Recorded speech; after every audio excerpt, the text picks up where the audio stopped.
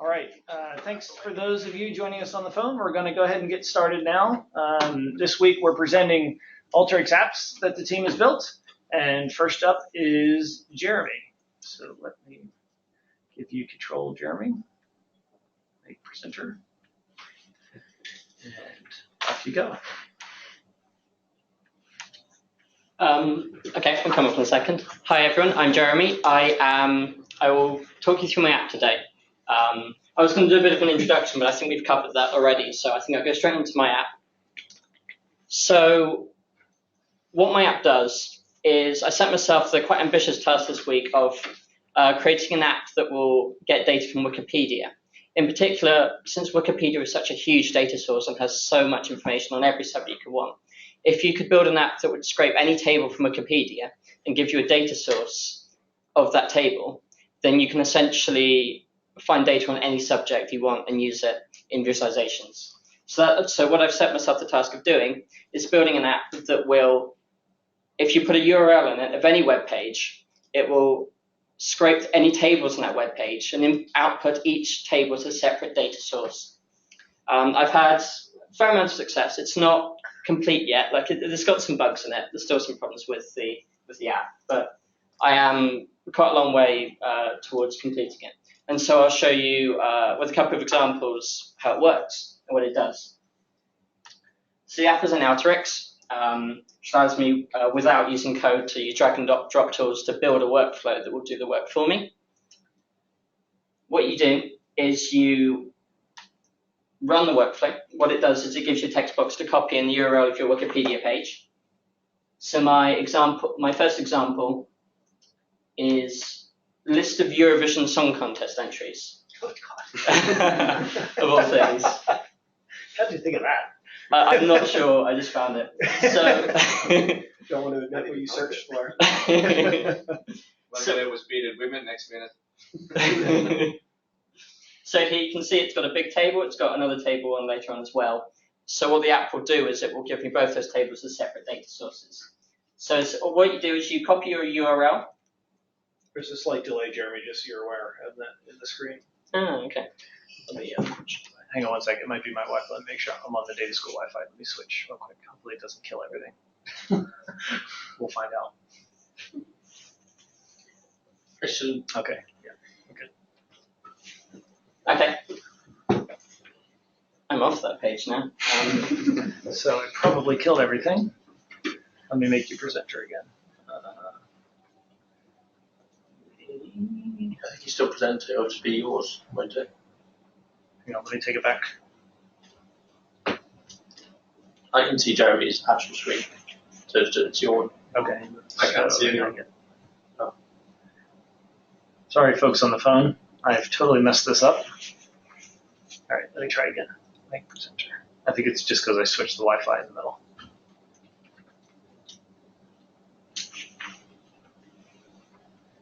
Is it now asking you again?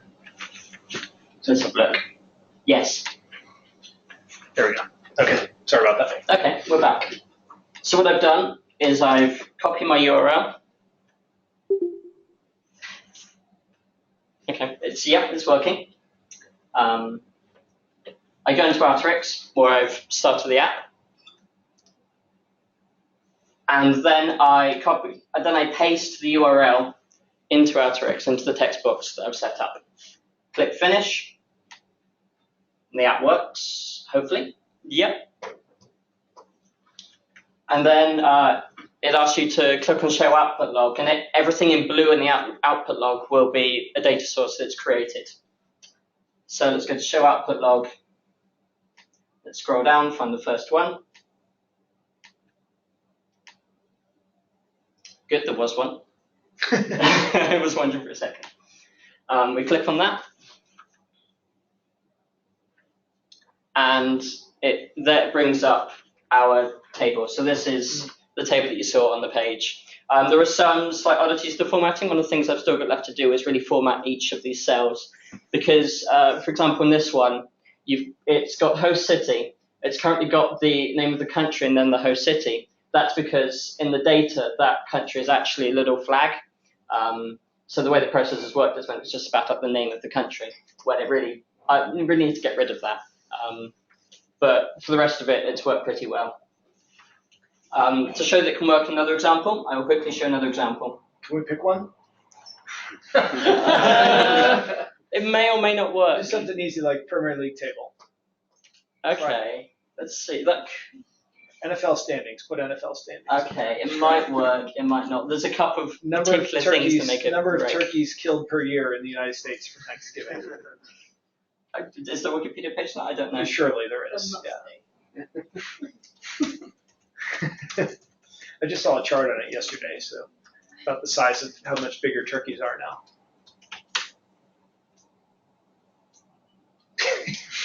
Yeah, that may have been a difficult one. It may not be a table. All right, let's find out.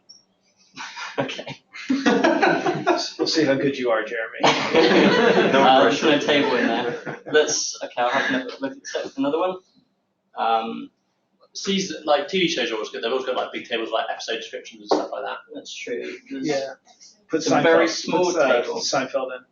in domestic turkeys, but that's what TV show? Seinfeld? Seinfeld episodes, doesn't it? See how good he is at this extremely advanced thing that we learned 3 days ago.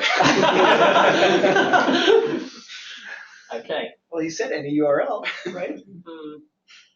List of Seinfeld episodes. This Yeah, maybe might work. Let's have a look.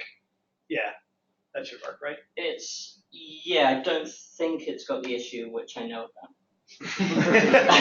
We will find out, won't we? We will find out. That's okay. It's good to demo like this on the fly. It's true. It's quite fun. Okay, does it come up? Fingers crossed. Fingers crossed. Oh, It's up with boy, here we go. It finished without error, right? Nope, it didn't work for that. But Okay. Well, we get the idea. yeah, you get the idea. I'm going to put in an example that I know so I can demo the rest of the workflow. I had a randomly chosen military history example which also worked. I'll just put that in so that I have data for the future.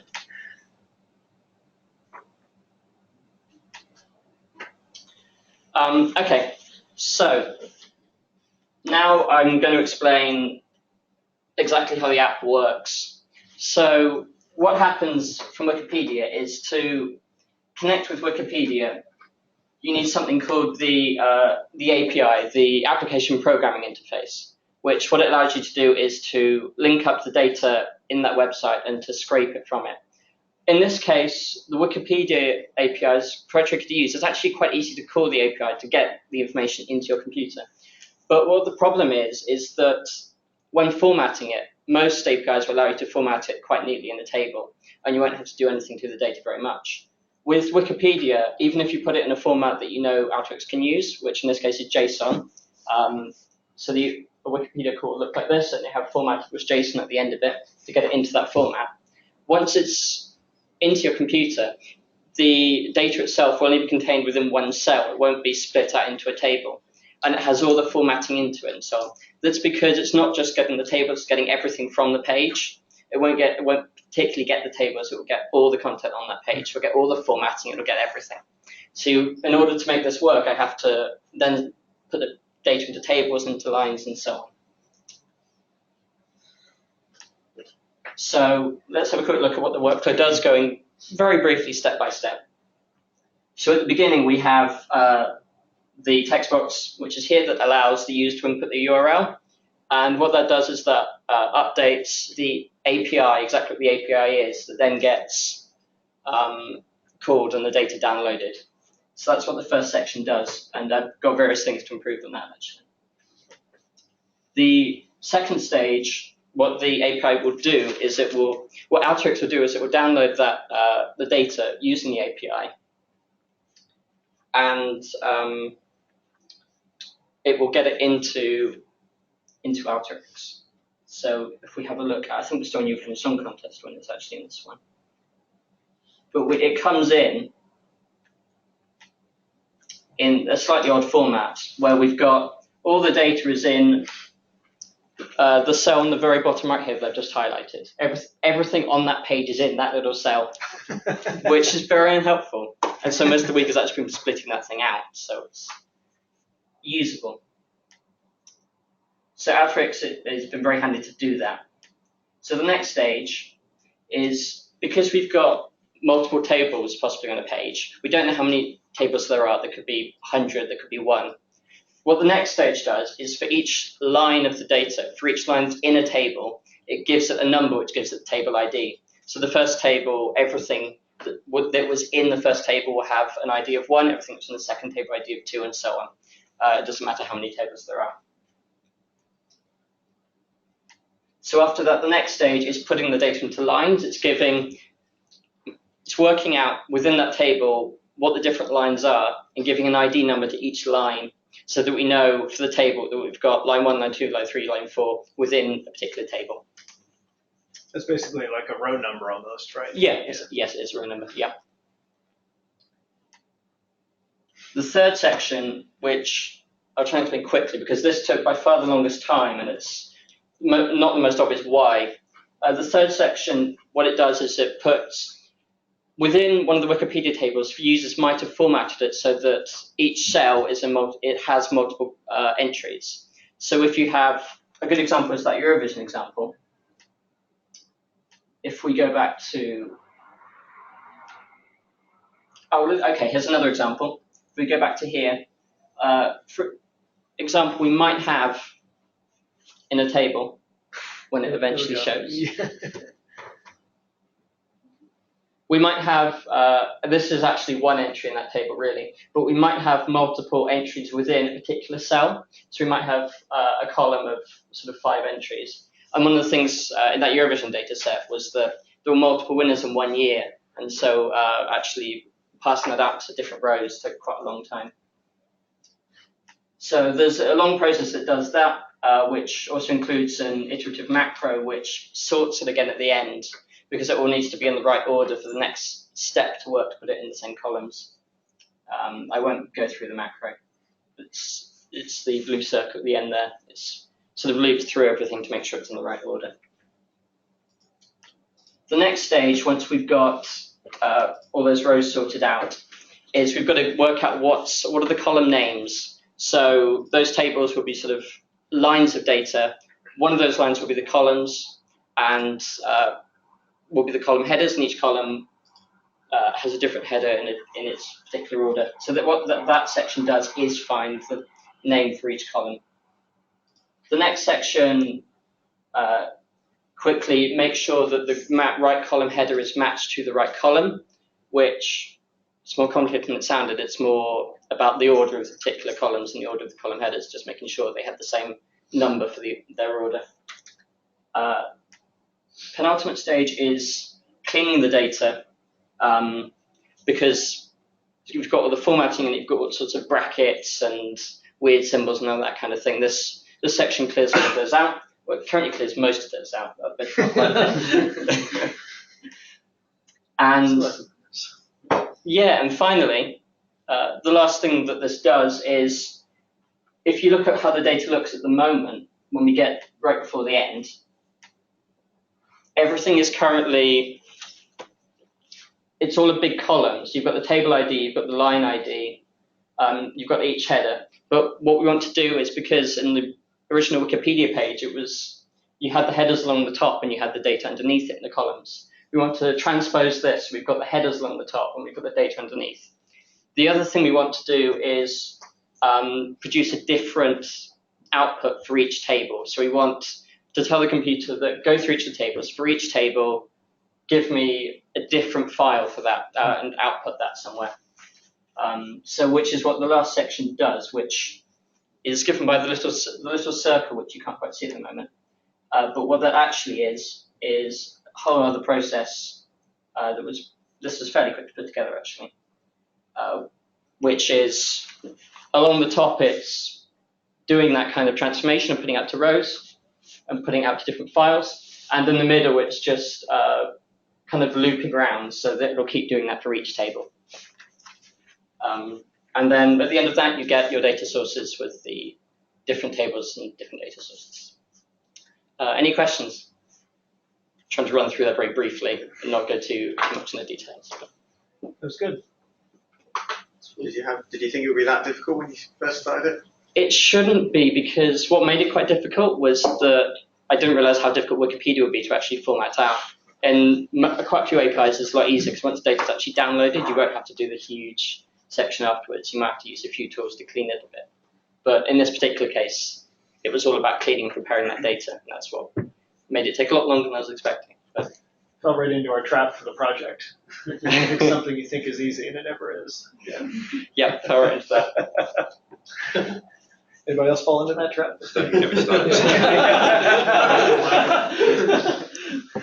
There's always one or two. Yeah. It's just a table at Wikipedia. It's got to be easy. It was trying to do it for every single table that you could ever find. Different combinations. Yeah, exactly. Yeah. I need to work out. So what's the bug that you have left? Okay, so there are a few little things I've got to do, which I've helpfully written down for myself. That's always a good idea. Yeah. Exactly, yeah. So a couple of bugs that happen. Well, I need to do some more data cleansing, because I don't know if you saw the output in detail, but there are a few little issues about the flag icons and that sort of thing. Oh, your country thing that you were talking about. Yeah. There's a couple of things like that. I also haven't got the title for each table. I've got a page title and I've got a number for each table, but I'm not outputting the title in the data yet, which should be useful. Okay. Yeah. But for an actual bug, the one I really know about is if you've got multiple entries within one cell as a column. What I haven't done is if you've got multiple entries within one cell as a row. So there's a whole other process to do. That's another weird formatting thing. A lot of the difficulty is that people using Wikipedia are often formatting quite different ways. There's an underlying structure, but what happens on top of that can actually be worked with very differently, which is where a lot of this complication comes in. So it sounds more like a feature that you need to add, not a bug, right? Yeah, I guess so. Yeah. Yeah. Or people need to follow Wikipedia's actual formatting guidelines, because that would make it a lot easier. What if you put a check-in at the beginning for those formatting guidelines, and if it doesn't follow it, ignores it? I could do, but an awful lot of Wikipedia pages don't follow it. Oh, so you'd be losing a lot of your. Yeah. Okay. Yeah. I also need to find a way of. I can't currently put this on Tableau server apparently, because if I do so, it won't write to desktop in the way I need it to in order for the files to be saved for each user. So I need to just make a thing that will make it email the files created to the user. Okay. So I need to input the email address. That's what I need to do. So you're outputting them as YXDBs now. Did you think about just doing them as CSVs or Excel files so they could be more easily used by more people? Yeah, CSV would be very easy. Yeah. Change very easily to them. Okay. It does make sense. That way, if you publish this and people want to use it, if you put it on the public gallery and people want to use it, then the CSV is just a more usable format for people. Yeah, they can do a lot more with it. Yeah. Or let them pick the format. You could even do that. Yeah, it's true. Yeah. You could do that in your initial screen where you paste in the URL. You can allow them to pick the format. Okay. Yeah. I'll do that then. That makes sense. How does it deal with embedded objects on the tables? Because you can do that in Wikipedia, can't you? Like pictures and stuff like that. Would it save them down and give you a file location or something like that? I could look at it. What it's currently doing is it will give you any text associated with it. So we'll give you the sort of formatting text. So that it doesn't give you a link, but it might give you some of the text for that. If you go to your Wikipedia page, and when you hover over and you see the text when you hover over, that's what it picks up as part of the table. Tooltip type of thing. Yeah, sort of. Yeah. Yeah, there's a couple of pages I really struggled with. I spent quite a long time this week trying to get one particular list of football players that just kept messing up because there were images in weird places.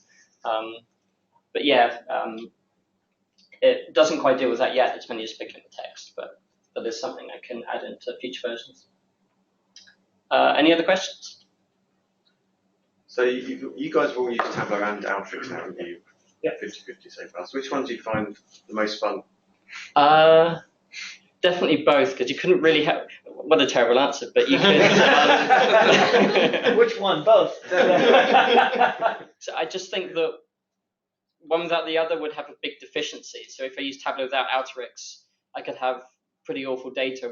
Because I don't code, I wouldn't have any way of actually transforming it or making it useful. But if I just had Alteryx and not Tableau, I wouldn't be able to do nice interactive visualizations that everyone could use and look at and enjoy.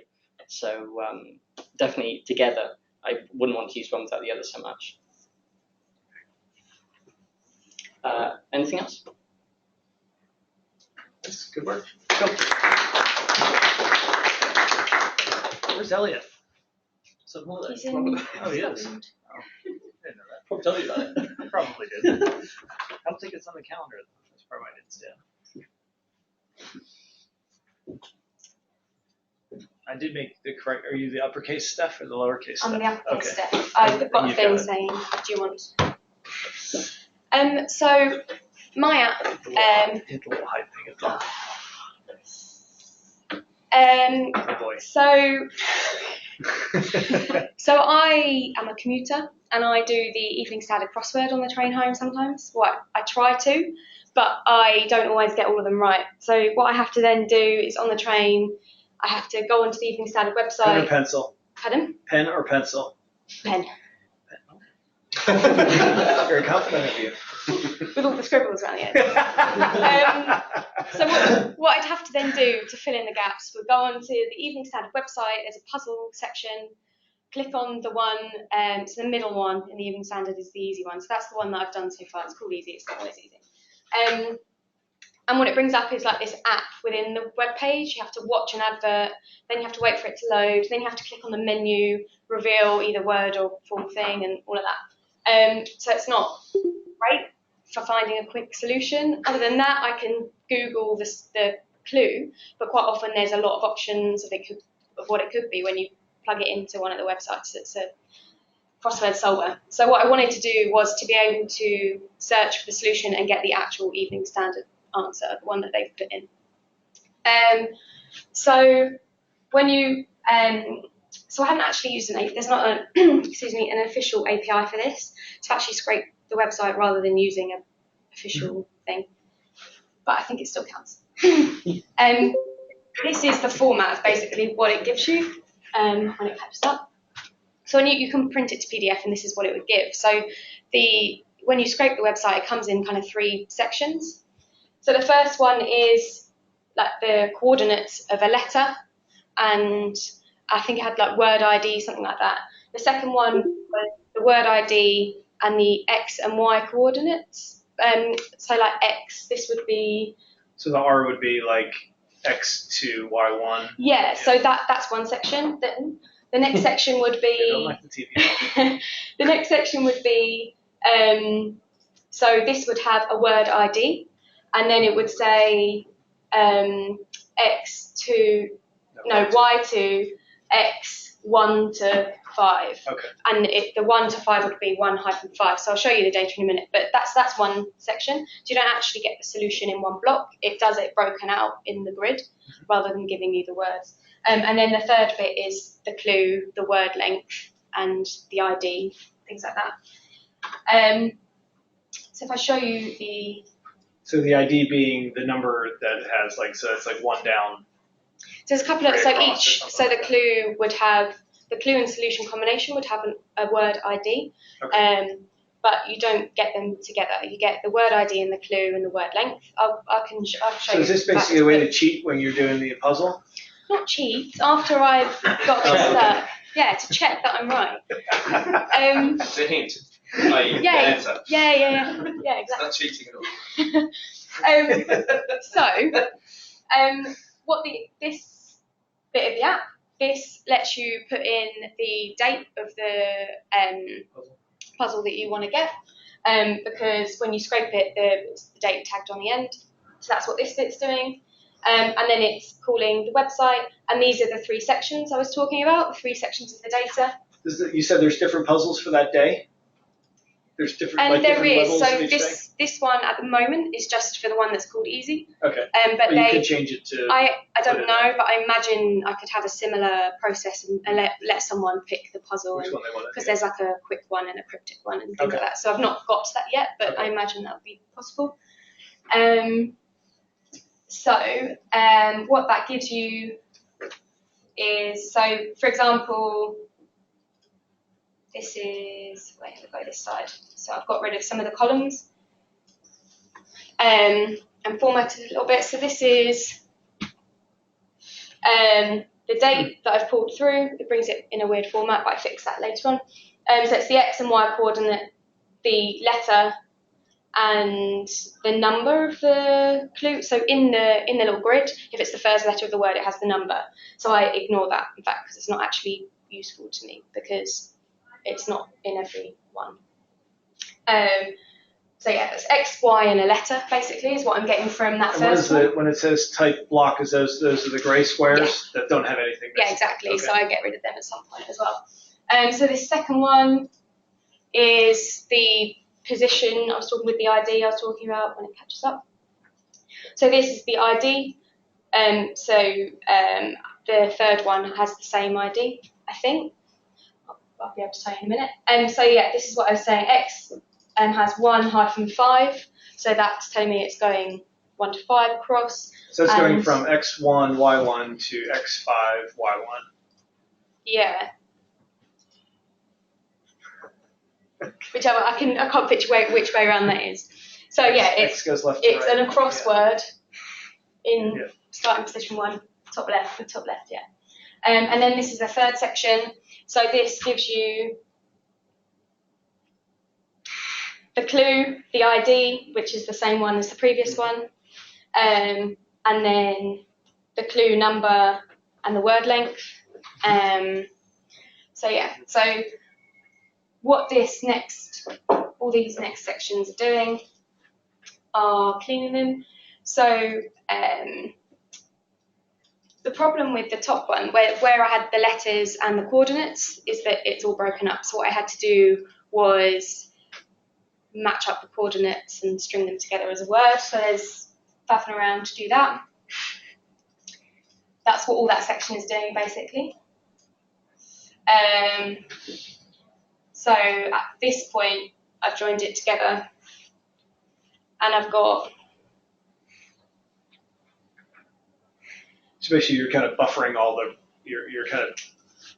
So for that 1 through 5 case, you're basically creating 5 rows. So for that. yeah, exactly. So that's what the generate row. This is generate rows tool. And you're passing in that word length.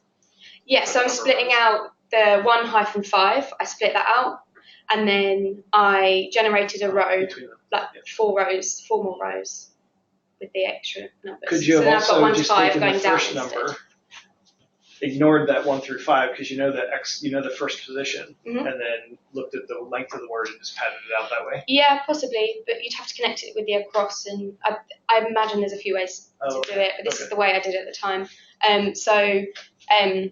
You'd have to look up whether it's across or down.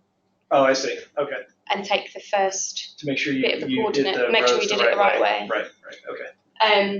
So what I did I here gotcha. was split it out as to whether it was the X column with a hyphen or the Y column with a hyphen, and then treated them separately and then stitched them back together again. Right.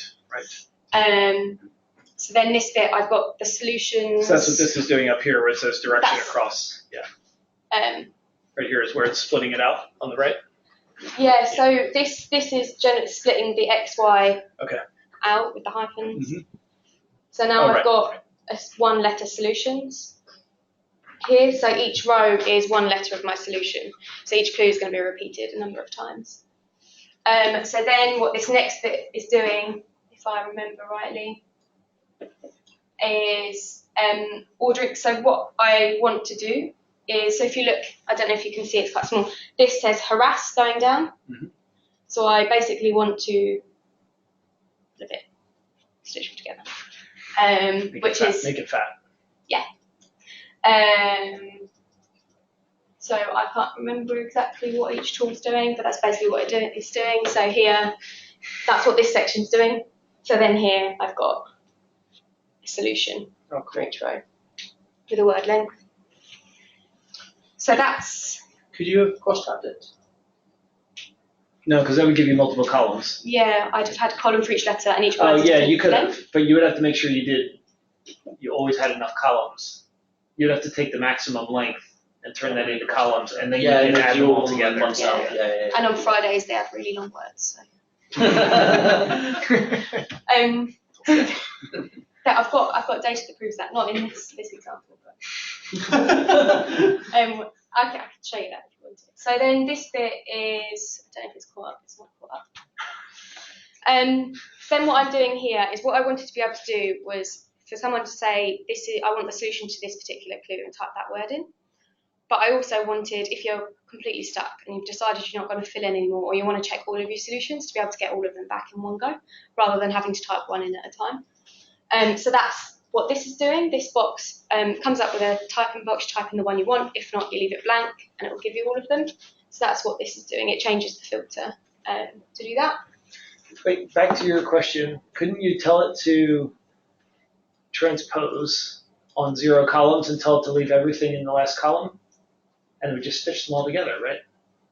Maybe. So if you've got 10 columns, or you have an unknown number of columns, And group, and you tell it to swap, I always get the transpose and you told it to do no column. Well, you probably have to tell it one. And then you tell it to leave everything else in the last column. Would it just stitch all the letters together then? Possibly, yeah. I think there's I could definitely streamline this. But I'll go back and It type might be interesting to see if that works. Yeah, I'll try it out.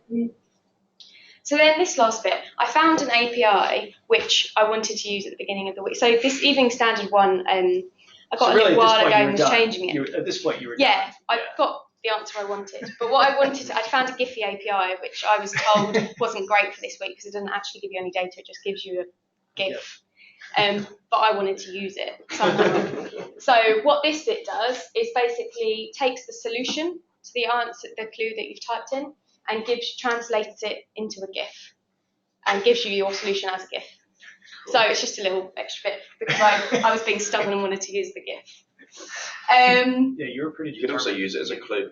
That's right. So you wouldn't have to Well, show the word. You could show the so- GIF and have to guess from that. At some point, I wanted to split it. So do you want the GIF or do you want to know the actual word? But I haven't done that yet. But that was the ultimate aim, really. Very cool. So And also to figure out how to embed the GIF in the page as well, or in the result. yeah, so I'll show. So I uploaded it to our Alteryx server. So I'll run it. So you can select the date that you July want. 23rd You want the 23rd of July.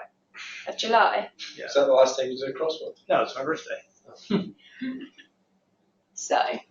Better hope it's not a Friday with the long words. Yeah. Oh wait, what day of the week was It's a it? Sunday. Oh, it won't come back Okay, with so anything. go this So it's 24th Monday to then. Friday. Go to 24th, that's fine. So if I leave it blank, it will come back with everything because we don't know a clue at the moment. So I'll wait and Yes, do that first. I'd rather have the answers first before I start. finding which one you want to find out. Yeah. Oh. Oops. Oh wow. Oh, maybe there was the one on that was Monday. it the Sunday? Oh, maybe the 23rd was the Saturday or something. Okay. So it doesn't work if you put Saturday or Sunday. Which I should caveat in the thing. Wait a minute, let me. Is it Friday? Oh, that's Or November. just pick any day, doesn't matter. I'm going to do today. Does anyone do it? Do you want any? No one wants spoilers. Spoiler alert. So I'll run it. Yeah, I just want all the gifts. Well, today's a tricky I don't know, get one. reached. You should have the Clues, gifts so pop it's up like in a little gift. boxes, like there should be like tons of little boxes. Well, if you can get the gift to turn up automatically, that'd be great. So basically what it's given us is the clue, direction, clue number, and the solution. And then, So if you click on the Giphy for the first one, it's looking up brouhaha exactly. in Giphy. It is, yeah. Oh boy, what could this be? It's playing on mine. The lag's not going to be great for a GIF, is it? Yeah, no, not good. It's people running around. I think it's my screen. People running around. I'll show it on this one when it's not lagging. Yeah, so if we typed in instead, I can't remember what the word was for that one. Commotion or brouhaha. No, that's Commotion. So if we type in the clue commotion, it would just bring back that one entry. Oh, it'll just bring up brouhaha. Okay. So yeah. So you can't type in the like one down or two across or something. No, that's something I could add in, but I've not done that. And then pick a Yeah. clue, and it gives you a GIF for the clue. That'd be Yeah. So what I wanted was for this not to be a link and just to play. That's something we didn't quite get to. And to be able to filter by or to search either.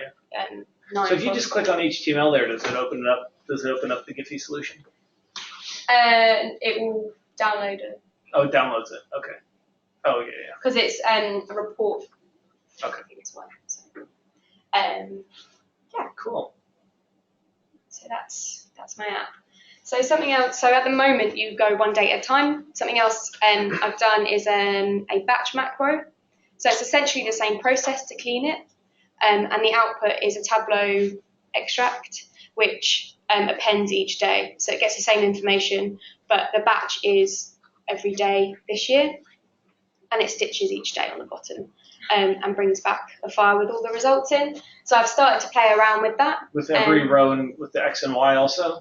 Yeah, so exactly the same output as The PDF? uh, Because you could rebuild the PDF if you bring back the X and Y before the.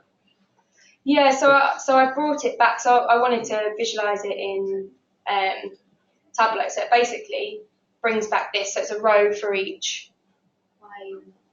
I was saying if you bring back the X and the Y, Yeah, and I could letter by letter, stitch it then back you could in. just, Yeah. that'd be easy to do. Yeah. So this initially came about because I wanted to be able to look up solutions, but also because there's anecdotal stories about Friday being more difficult, and I struggle with Friday more. So I was like, why? I wanted to find out why that is. Because somebody told you it was harder, that's why.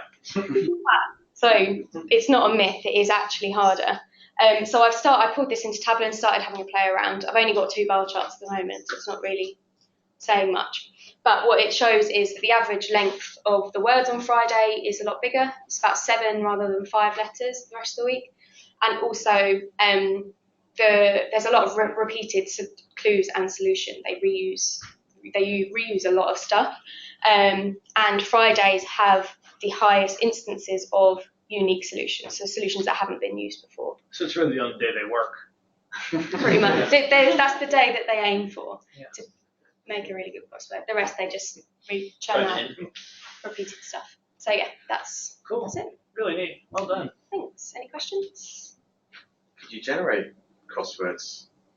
Well, that's what I'm saying. Oh, yeah, Yeah. you could. Yeah, if you need to. Not You could build your own new- crossword app. What from they're already just make the ones predict what they're gonna. No, Well, no, no, make no, your no, own no, no. crossword. Yeah, you could like Random selection. generate a random grid, then like use, because you know how long the clues are, so you just like, oh, that'd be a bloody pain in the ass to do. You could say how big you want your cross. How many words do you want in your crossword? I want 64 words in it, and you build a crossword. Yeah, but the intersections would be that'd be a nightmare.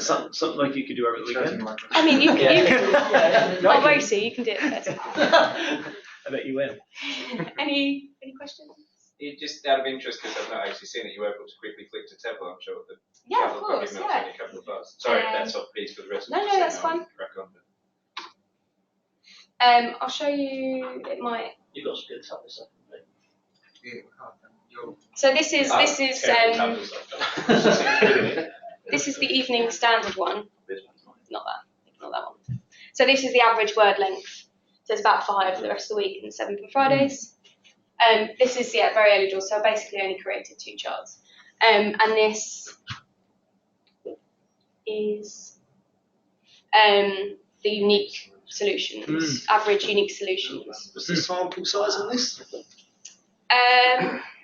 What in the data set? How many puzzles is this? Puzzles. Oh, this year, since the beginning of This year. January. I think 2nd of January was the first So Monday. you're definitely onto something then. Yeah. Definitely. Sort of Rounded it out to a week.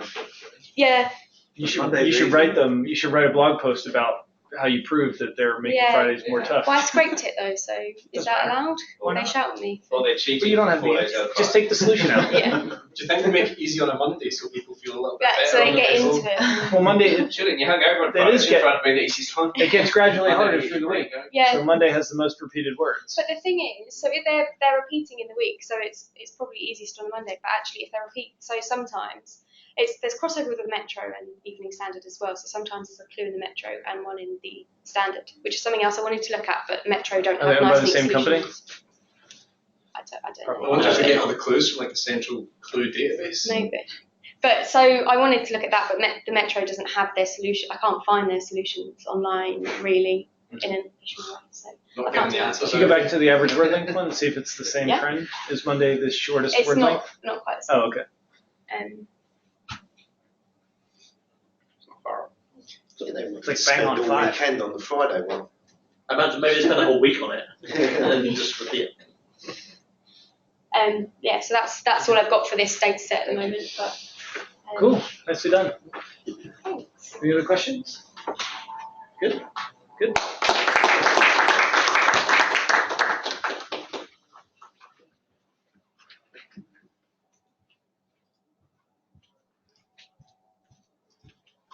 Did you guys are both presenting to the browser, right?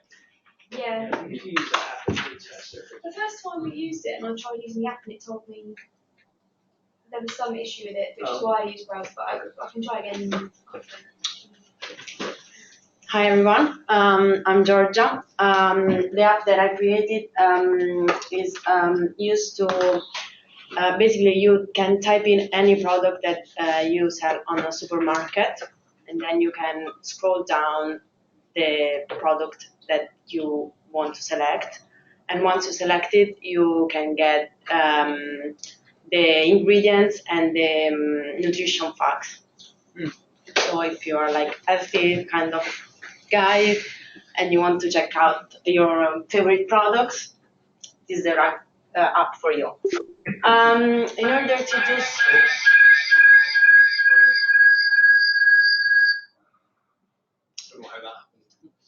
in order to create the app, you have to join two different workflow, two different analytic app. One, the first one that where you can type in the product, like for example, Cheerios. of Pringles. Okay, Pringles, Cheerios, yeah. Pringles, and then you can all the type of Pringles comes up, and you can pick the type that you want to check. Does it have the Pringles that the cleaners steal?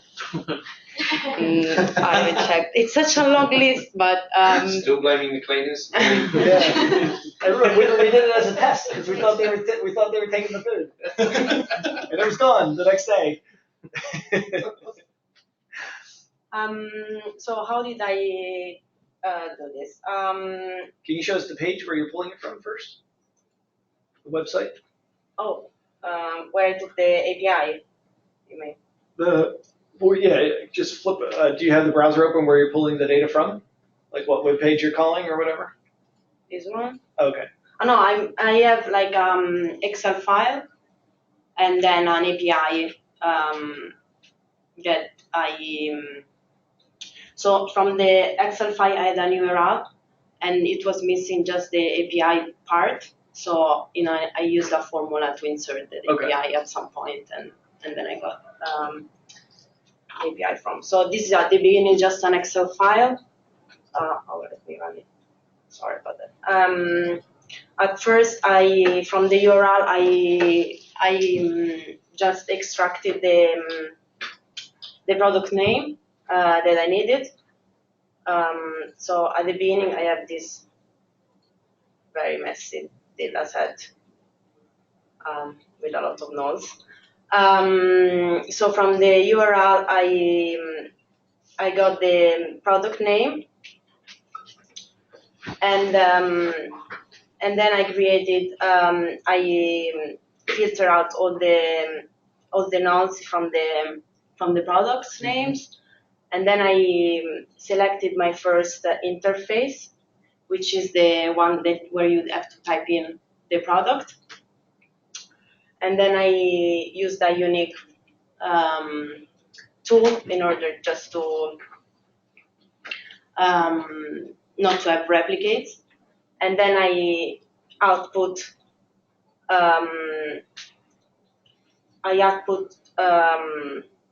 the file and that I'm gonna use for the next workflow. Okay. So one app is an input to the other app, then, yes. basically. And then I have to link them to each other. So the second one, I actually from the URL I input the API part with a formula tool. Oh, sorry, I have to run this. When then I downloaded all the API file. Oh, gotcha. Okay. I did a bit of filtering, and then I used the interface again when there is the scroll down of the product that you want to pick. And then I had two output. One is the output for the workflow, and the other one is for the Tableau. So what's this?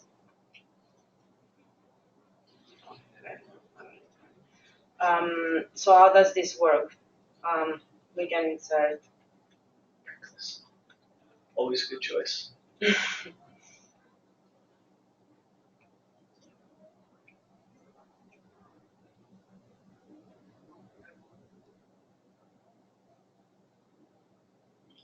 is a very big file. So you have different types.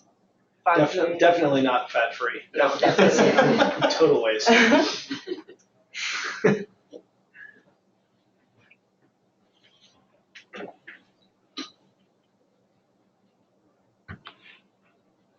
It's like dairy free, half and half. Yeah. And then I have to this on Tableau. It's not the best dashboard, but So then it's you- automatically pre-populating the dashboard for you then. yes. Oh, cool. Well, There it I goes. don't know. Yeah. So you have a little image of your product here, and some information about the product, the ingredients, and some nutritional fact. The fat, saturated That's fat. for 100 sugar, grams. How and big is a can? 100. Oh, so it's only 64 grams of fat if I eat the whole can. Less than And- 64. Not even, yeah, exactly. Yeah, it's not the healthiest product. Probably under 60. But Salt, maybe. Would die of a heart attack. But that's cool. Really neat. and yes, you can literally type any products and So where's it connecting to? So you had an Excel file, but that's like a directory of products, is it? What's the Excel file? yeah. So I had an Excel file with all the information, but actually what I needed from the Excel file was just the URL and the product name, and then from the URL I insert the API, and then the actual information that you can see on Tableau. She takes those It's URLs from and the- plugs them. Yeah, okay. Yeah. It's from the API. Pointing it, you're using it. Yes, just That's because I needed a interesting. list of Yeah. all my products because I didn't want to Yeah. pick all Can you put the Cheerios in? Cheerios. Do you know what Cheerios are? Cereal? cereal. Yeah. No, Cheerios. It's a specific kind. Oh yes. CHEERIOS. CHEERIOS. My son has a bowl every night before he goes to bed. Every night. Before he goes to bed. It's like his comfort food. Keep them away. It's not the worst comfort food in the world, is No. it? That doesn't put any sugar on it or anything. Just honey. They're pretty sugary already. No, there's no sugar on that. We buy the no sugar ones. So Well, does there's it a give you any long list? list. That's fine. Here we Let me go. tell you. Do the Cheerios General Mills. Those would be the ones. About the fifth one down. This Yeah, one. it should be that one. Close enough. Well, some of them don't have all the information. Oh, okay. What? Oh, it's because you have Tableau open. You Oh, need to yeah, close right. Tableau.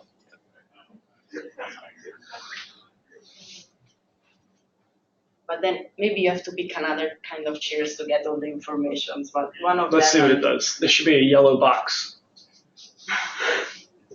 Hopefully.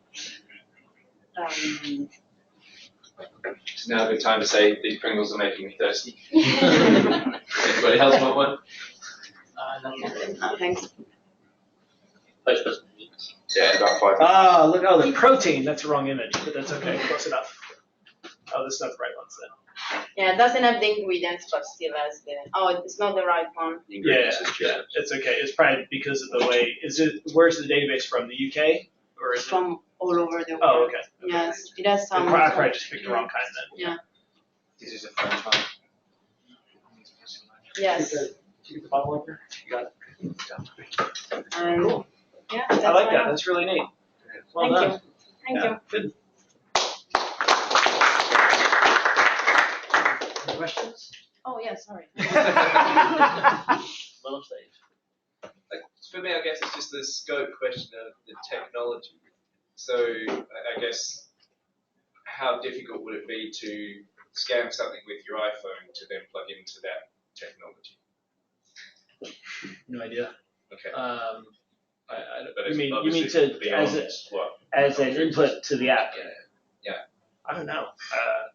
I don't see why it would be impossible, but I don't know if anybody's tried it. You would need like each barcode. Yeah, so the one that's reference in in the there, and Yeah, then but you use like a barcodes. QR reader or something to. But you could use a QR. There's an API for QRs, and you can probably look up the product and then input that or something like It that. will be Maybe. quite easy once the first step is develop the other API. And all products now have all the attachments and everything on it now, so. That's cool. Yeah, that's a good idea. Any other questions? Any other questions? No, I'm just still trying to visualise like the source of the data here. So, because you mentioned, oh, where's the database from? You was like, oh, it's huge, it's from everywhere. So, just what's the source of that information? So, you mentioned the spreadsheet with APIs. No, So go back to your input in your very beginning, in your first input. So this is just she knew that all she needs from this is just the structure of the URLs. Yeah. Because those are the ones she has to call in order to bring this stuff back. So once you get get it once, URLs it's with the the same. product information. Yeah. So you've got an exhaustive list of URLs with product information. Yes. So the search is limited to that as such. Of have you got URLs? Well, this is only for one product here, right? This is only 6 rows. So if you look at this is only 6 yes, rows, there right? is like. So it's 300. This is all the products. Yes. Oh, I see. Okay. And how would you keep that updated with your products? Well, So, if there was So a where'd new you product- get this list from? Yeah, Oh, so no, I suppose just, my question is, okay. is the source, have you got a list of URLs where you know there's product information on there, not with the product details there, and then is your app going into those, looking through those URLs for the product, finds the product, extracts the Oh, product like in information? this case, it's not gonna update because the Excel file is the one with the list of the products and the list of the URL. So if there was a web page that Yeah. that she could just pull the file down from, Yeah. Because Then it could be how done it was automatically. structured is either you had just one API, Yeah. and then you had all the information from that, or you had this Excel file with the list of all the products. So what I did, I noticed that the only difference from the website, from the URL and the that was in the Excel file and the API was just a bit in the inside the URL. It was like /API something. Yeah. So I decided to download the Excel file and just change the URL into an API. Okay, got it. So it's not gonna update. It's just Yeah. gonna be static on the file set that we have on the Excel. So you're downloading that from a third-party website. So if they update it, presumably you can connect and. she'd have to re-download it. I need to Yeah. download the Excel file again. You could Yeah, technically you could set it up to pull it down from there as an input to that there. Yeah. But it's limited to the products on that Yes, website, obviously. on the- Correct. You've already got the products extrapolated in its own column that it's looking at. Yes. Yeah. Exactly. Cool. Well Any done. other Good job. questions? Well done. Thank you.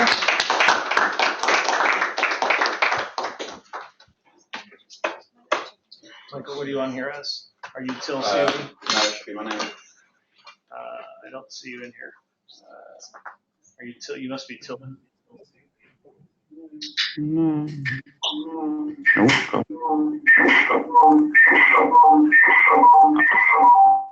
Again quickly. I think when I closed my laptop earlier, I disconnected. Okay. Oh no, wait, you're trying to connect to me. Well, you're in there as till COE then. I was just seeing if it was him. Yeah, just leave it for now. Okay. You just need to change your display name. It's got a demo Now.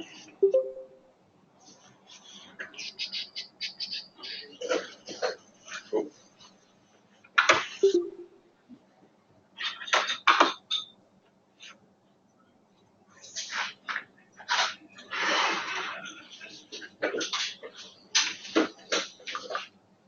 It's slow.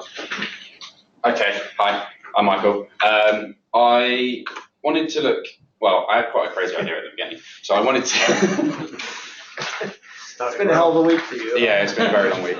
So I thought that Spotify, as quite a large company, would have quite a simple API. And when you go on their website or go looking for their documentation on their API, it's quite extensive and it looks relatively easy. So I thought my idea initially was to call the Spotify API to bring back your user information, your playlist, your songs, how many tracks have been played, blah, blah, blah. Then use a different API because I thought if this was going to be easy, then I'll just go and find a different API that would actually be a bit more tricky to bring out the lyrics for those songs that you had chosen. Turns out Spotify, as much as they document it, isn't actually very easy. So I actually got stuck at the first hurdle, which is this little bit here. So I put it onto Convo, which is like our internal network. Yeah, so we just to find out if anyone knew how to get past this first little bit. Nobody did. Even Craig had, well, they knew there was a way, but it would take a very long time to actually get around it. You'd have to build a GUI and know how to code that side of things, which I don't at the moment. So what I'll do is I've got it laid out here as one big workflow, and then in these two tabs at the top is where I've broken it down afterwards to show you how I've got it to work as an app. But these two tabs are basically the same as the first one, so you don't have to go through all three of them. So what it's doing, first of all, is you have to get a code. So the API key that Georgia was just talking about for her one, in order to get that for this one, you have to log into your Spotify account, and that's the bit I couldn't get past because I would need to build a GUI for someone to actually log in. So I'll just bring that now quickly because it's got quite a short. So you end up just hard coding it then, just for you? No, so this will work. This will work for anyone. So this is the URI for the app that I've created. So you've got here the client ID, which is my app, and you've got the URI, which is where it takes you after you do it. So what you would do is, if I'm logged in as me at the moment, so it's automatically taking me through to here.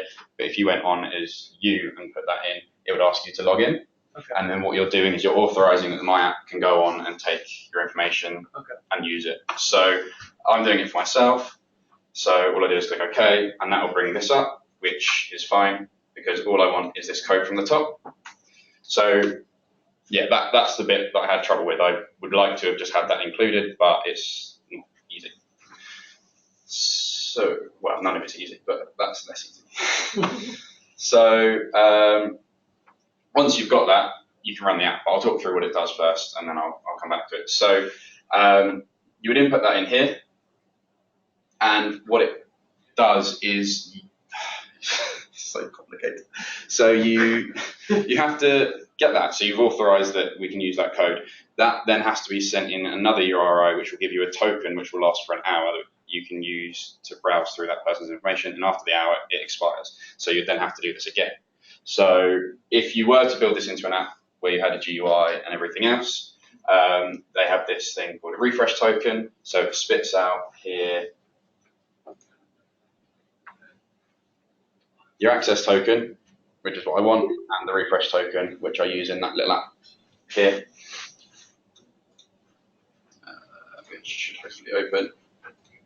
So if you were to build this into an app, you'd use this top bit. I think what I wanted to do was have it so that if I continue using it, I've got everything built ready. So I didn't do it just for the purpose of this. I've got it built to a stage where if I was to pick it up again, I could carry on. So I've built in the functionality to refresh it, so it would just feed that code in, that refresh code in over and over again, and it would keep generating a new authorization. Anyway, so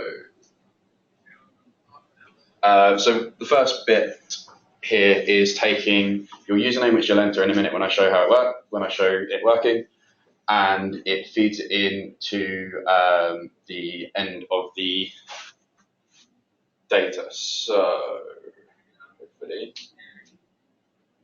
I've got URL here, which is the bit that needs to be input, and I've got the code here, which will need to be added to that, and the access type, which is, or the code type, which is JSON. So that's what it's going to spit out. And then it spits out. So it spits out this, and then you download it, and that will give you simply, in this case, just the username. So I filtered it so you just get the username, which is what you've typed in anyway. But as I was saying earlier, so I've done a lot of faffing at the beginning, but for example, it's only because I filtered it out. So if I wanted to now, I could pull back someone's email address, the date of birth, all the information that you put in to sign up to a Spotify account, but I'm just having it spit out at the end the username for use later on. I just wanted to show that I haven't just been sat doing nothing and giving just a username, which you can just type in. Because you can't get more using that. I've just used it at this point in time for So.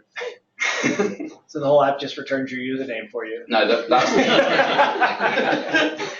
that you typed in yourself. Yes, you typed it in. The first bit of the app types in, gives you back your username.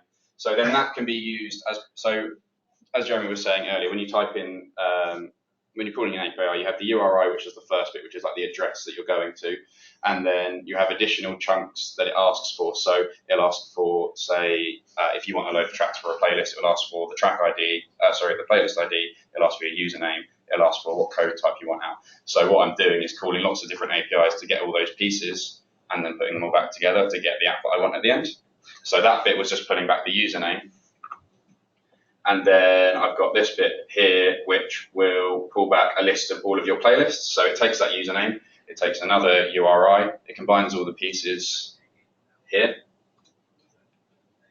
Keep pointing to the screen. It combines all the pieces in here, and then at the top here, it will spit out a list of all of your playlists. So for me, I now have one output there, which is a list of all my playlists. And then I've also I've used that then again to take all the URLs. So this is a list of all my playlist names, ignore the names. And this is a list of all the URIs that are attributed to those playlists. So the information for all of those playlists, for example, that one, all the information about that is within that URI. Is Jazzy full of rock? No, actually, the reason we've got a jazzy one is because we made a DS7 playlist and Elliot keeps putting jazz on it, and every now and then I hear a jazzy song that I like, so I stick it in there. Because I don't want it mixed in with my other stuff, but I kind of want to keep them in case I do want to listen to them sometime, if I ever become sophisticated. But until that time.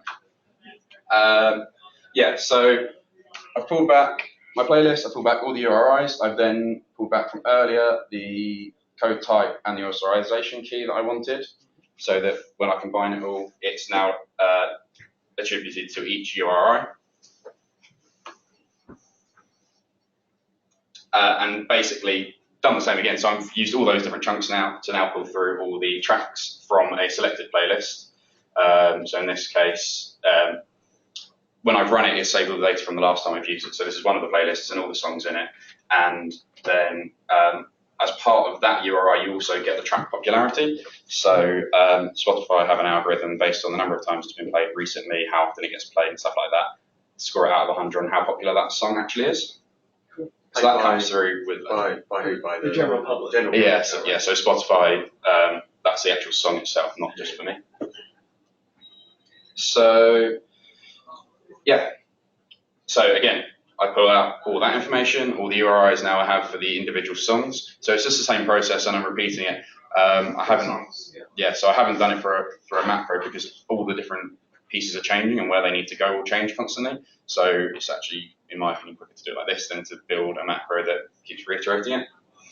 And now this will, once it's run through, I'm not sure if it worked the last time I did it yet. So I now have all of the songs on the playlist I selected, and I've queried another URI that Spotify have, which gives you loads of different attributes. So they've got a lot of weird things like danceability, acousticness, length of the song. Is there a liveliness, balance? So is there a karaoke-ness or anything, or sing-alongness? Well, these are the ones that I've picked out: liveliness and speechiness. That could be it. So speechiness. I've looked up a few of these and what they actually mean. So as I said, they've got good documentation. So I've looked up what some of them mean. Speechiness is, as you'd expect, how much of a wordy song it is. But because they have podcasts and things on there, they've said anything above 0.6 is likely to be a podcast or similar. Anything between 0.3 and 0.6 is. So still doesn't tell me what song I should pick for karaoke. Hold your horses. Although that's not what I've done, but I'm sure you can. And so what I did was I've got two outputs. One output is an aggregation of all the songs, so you can see how danceable your playlist as a whole is, how happy your playlist as a whole is. So your balance is out of between 0 and 1, and the closer to 1, the happier the playlist is. So you can see whether it's quite happy or a sad playlist. And then I also output all the individual songs as well, in case you wanted to do some analysis on the individual songs. Just random question. So those attributes, are they available to the public, or do they sit in the background to spin up algorithms like Happy Monday, Motivation Monday, whatever playlist?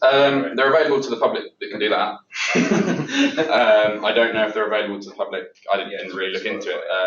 I don't think you see those when you look at No, like, when you look at the no, you details. don't. So yeah, it's something they've got built into the background, but I don't know whether you could just Google it and find out. I assume you can, because there is actually a web connector for Tableau for Spotify, which I realised halfway through. But I didn't give up. I mean, You're too far along. You were committed. Yeah, but my point is that I could have given up at that very first stage when someone said that Craig and Pete and everyone had tried it and sort of given up on it, and I didn't. So I'm sticking with that. Anyway, so this is it. So all I've done is I've split it into two. So because the first lot gets you your playlist, and then the next lot gets you the songs from that playlist, you need the first bit to run in order to get what songs are on the playlist before you can get the second bit. If you run it in one, it doesn't know what to do because it just runs it all at the same time. So you put it like a block until done on there? No, so I've just split it into two apps. So this one will now give you all the different outputs that I've mentioned. Right. And then this will use those outputs to get the next bit. Because if you use a stop until done, it doesn't allow you to input the change that you want. So okay. if I did it in one, the interface would be enter your name, enter your code, and then enter your playlist, but the list would be blank because you haven't run anything yet. Gotcha, okay. So I'm going to do this again because it's quite temperamental, and I'm going to quickly grab another code because part of the issue was where I wasn't refreshing it. Speed through that. Where I wasn't refreshing it, it makes you, although it says it lasts an hour, it only lets you run a query off it once. So every time I wanted to test it, I was having to go through this process. So hopefully this will now work. That's not annoying at all for debugging. No, exactly. Which is why I haven't been talking to anyone this week and I've had my headphones on and just gone with it. So that is your code. I type in my username. Tell you which playlist you listen to. Yeah, I was listening to Grime because Grime gets me. Felt right. I don't know, it just makes me concentrate every time I listen to a certain song. Did it have a workability score from Spotify? Drive. Yeah. Drive. Classic. Yeah. And now I'm probably going to have to do this again, although it didn't query it, I'm just going to do it because I don't want it to fail again.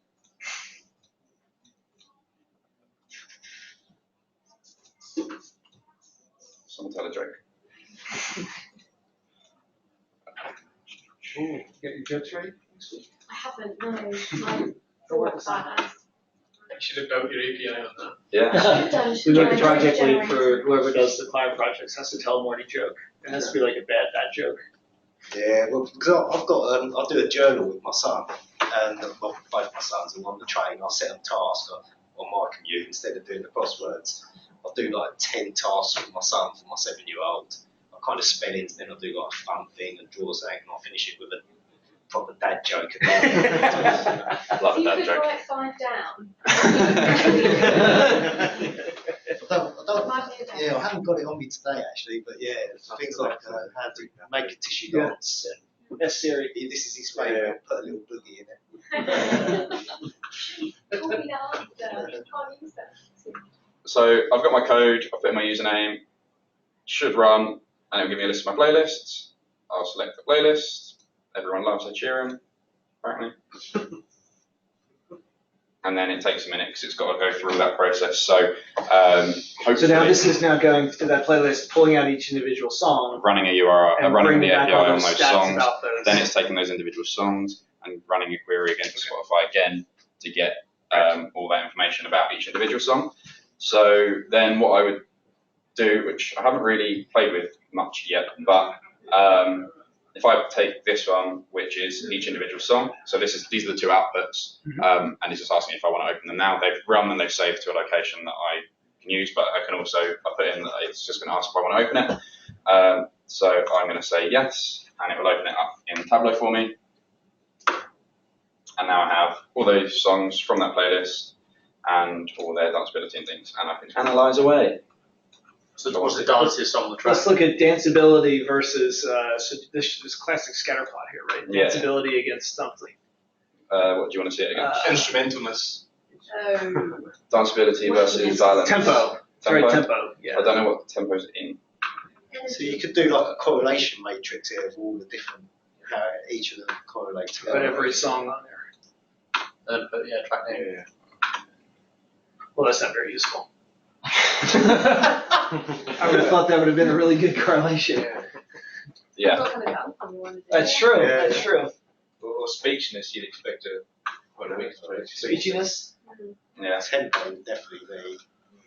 You You want think tempo? tempo against danceability? I would say Expect a balance. correlation. Balance would give you a good one. There you go. That's the way Balance. I dance. Balance helps. What's balance? I like how happy the song is. Oh, okay. But yeah, Yeah, throw a trend line on It's there. a lemon carrot sometimes. Trend line. Analytics pane. Yeah, I'm on it. I can't see it. middle. I always lose it. There we go. What kind? Linear? Bam. Sure. And that's the trend of balance to danceability in Ed Sheeran songs. Make him Can you break it into face. Can you not break it into a quadrant chart and color the quadrants? I could, yeah, but I won't because nobody wants to see that. I think we all want. And that's that.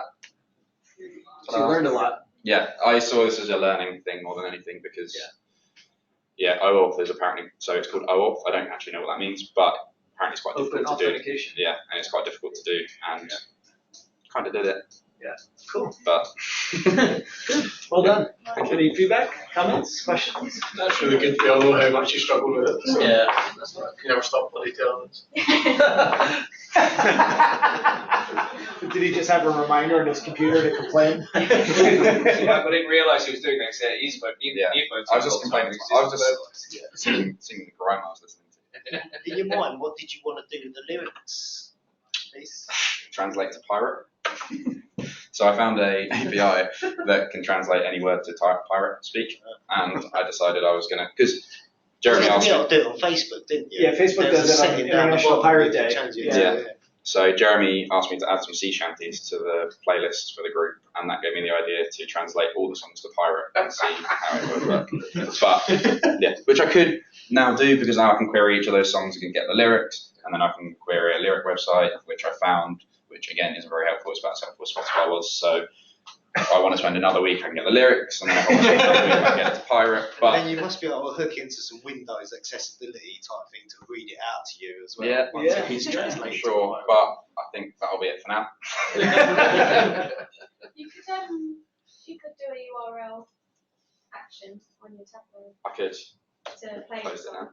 Yeah, so that track list did bring through all the URLs, so if I just change my select. So I've taken out a lot of the gump, but The dashboard just put a web page up there. It'll play you can automatically. use a URL action on Tableau to bring through the URL for the song, and then you can play it. So on that, for example, on that scatter plot, I could have had you click on it and it would play the song. Which is really useful because Good job. All right. Talkative today. It's already 4:30. Usually done by now. David only lets you use 5 words. Only halfway through. Did I lapse that one? Sorry. Where is the invitation?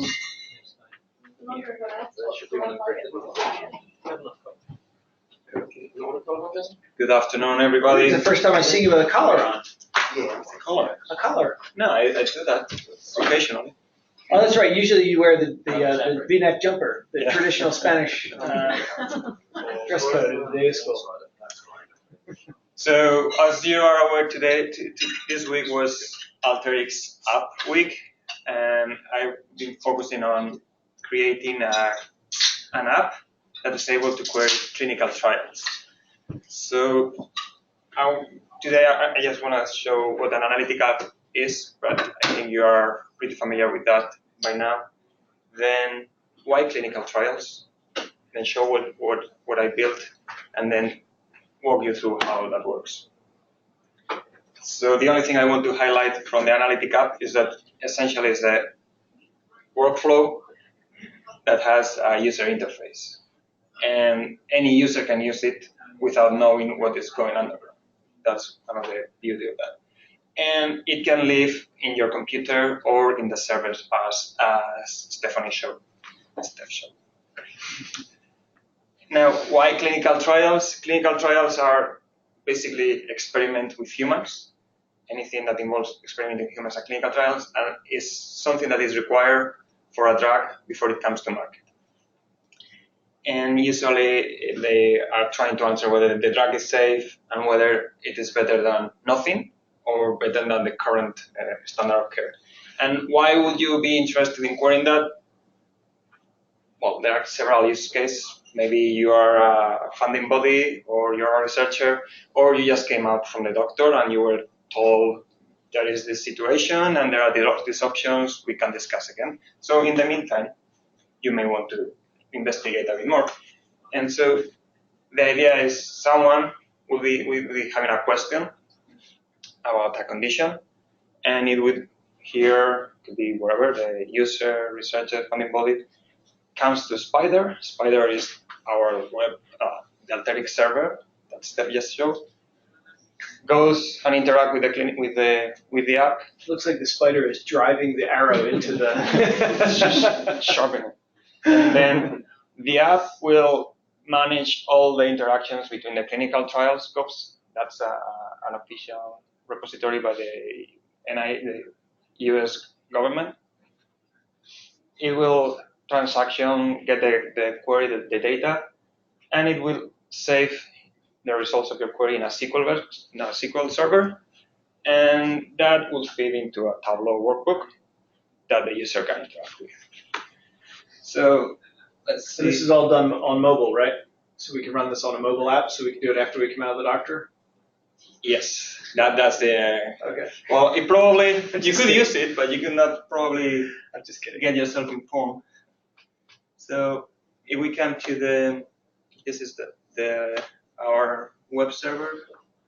So this is are you guys familiar with Alteryx server? So so he published his app up to the Alteryx server, so anybody that has permission to it can go up there and run it, basically. Right now it's open to the public, so anyone could use it. It wouldn't be very useful. I will discuss that. Tablet server, you got public. Sort of, yeah. You can make it public. Alteryx Gallery is a public Yeah. version of them, so they've It's got all, lots of macros that people write and put up there. They're useful. You can take them down. So once you're here, you have the instructions there. You can run it and look for some condition, rheumatoid arthritis. You can, if you want, set a limit on the number of records you want to download, and then you need some username and password. That is currently for a SQL server. So I'll fill them in. don't say it out loud, it's being recorded. I think I passed them, okay. And it will take a few seconds to run. Oops. So, meanwhile, we can go to the Tableau server, go to our project. Set back to the Giphy. That's another use for the app API. And then They call Stephanie's Giphy app. open the Tableau. So you're automatically pushing the data source to the Tableau server then? Yeah. So right now, the app is running. I could refresh, but meanwhile, I can just walk you through it. We have the registered clinical trials answer to this query. So this is for the previous query, prostate cancer. Now I've input rheumatoid arthritis, so it should come here. You can search for a specific intervention, and they will give you details of the country, which of the body, how many studies are currently available, how many people have been enrolled, and the time it takes from the moment the clinical trial starts until you start getting results. And then different information about the phase, gender, trial info. So let's refresh that. Use your favorite color palette again. One of them. Okay, now it came up. So it's 480 studies. Here we have also the individual studies sorted by size. So those with more people enrolled are on the left hand. Right now it's difficult to see anything, but if we go and search for some treatment for rheumatoid arthritis, TNF-alpha, it should come. So now we have several studies. Let's go with this one because it has Humira. Humira is an antibody, one of the blockbusters, still selling more than $2 billion per year. So now you have two options. You can go to the trial site, and it will take you to the official record, official information of the clinical trial with the full text, tabular view, and study results, which are not extremely helpful. You really need to be familiar with this type of data to be able to do anything with that. So what you can do is,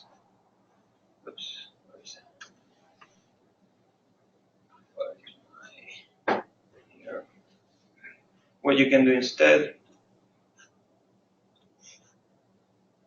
is select the same one, and instead of going to the trial, go to the publications, and it will take you, it will search for all the publications that are in clinical journals that have used this trial. Usually the first one is the good one, or the last one. It will tell you the results of the trial. You click there, and you can get more information, but basically the conclusion says, in patients receiving this, whatever was not superior to the standard of care. So you say, okay, I can keep with the previous, and you can now, if you want, you can explore more information. But very cool.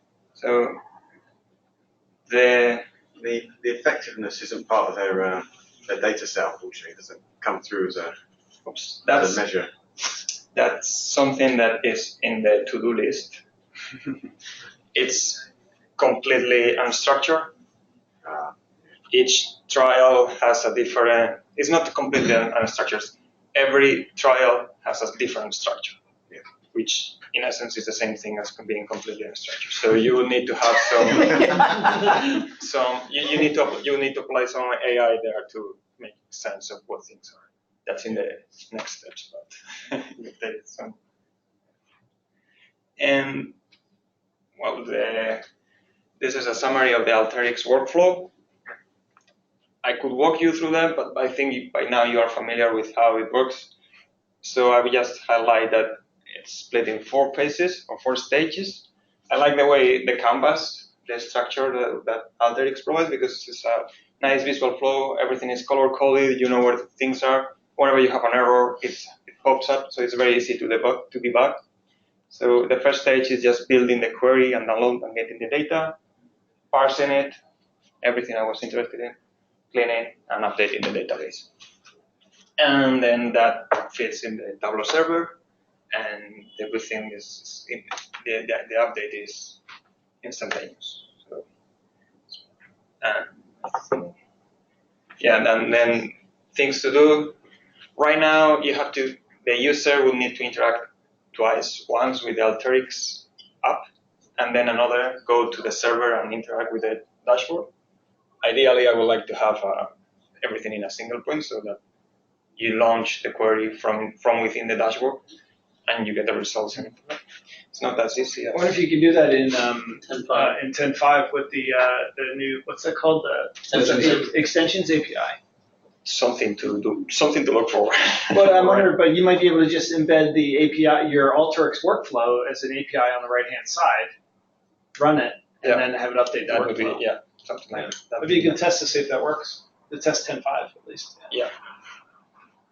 And right now it's only useful for people that have access to our SQL server. So ideally you can change that. It should be not very difficult to add some customization there. And long-term ideas was what you were asking. Was a successful trial? How not only was it successful, but how successful? More successful than others. And cool. Very nice. Well done. Good. Have you done this sort of thing before without Alteryx? Or is this you coming at this fresh with? Well, so I understand clinical trials. Yeah.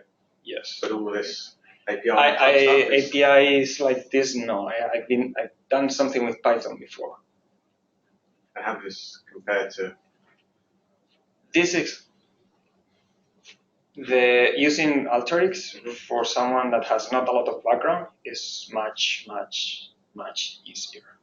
You don't need to learn a new way of communicating to use it. Everything is there. If you want to do something, just Google or use. They have a good search command there, search button.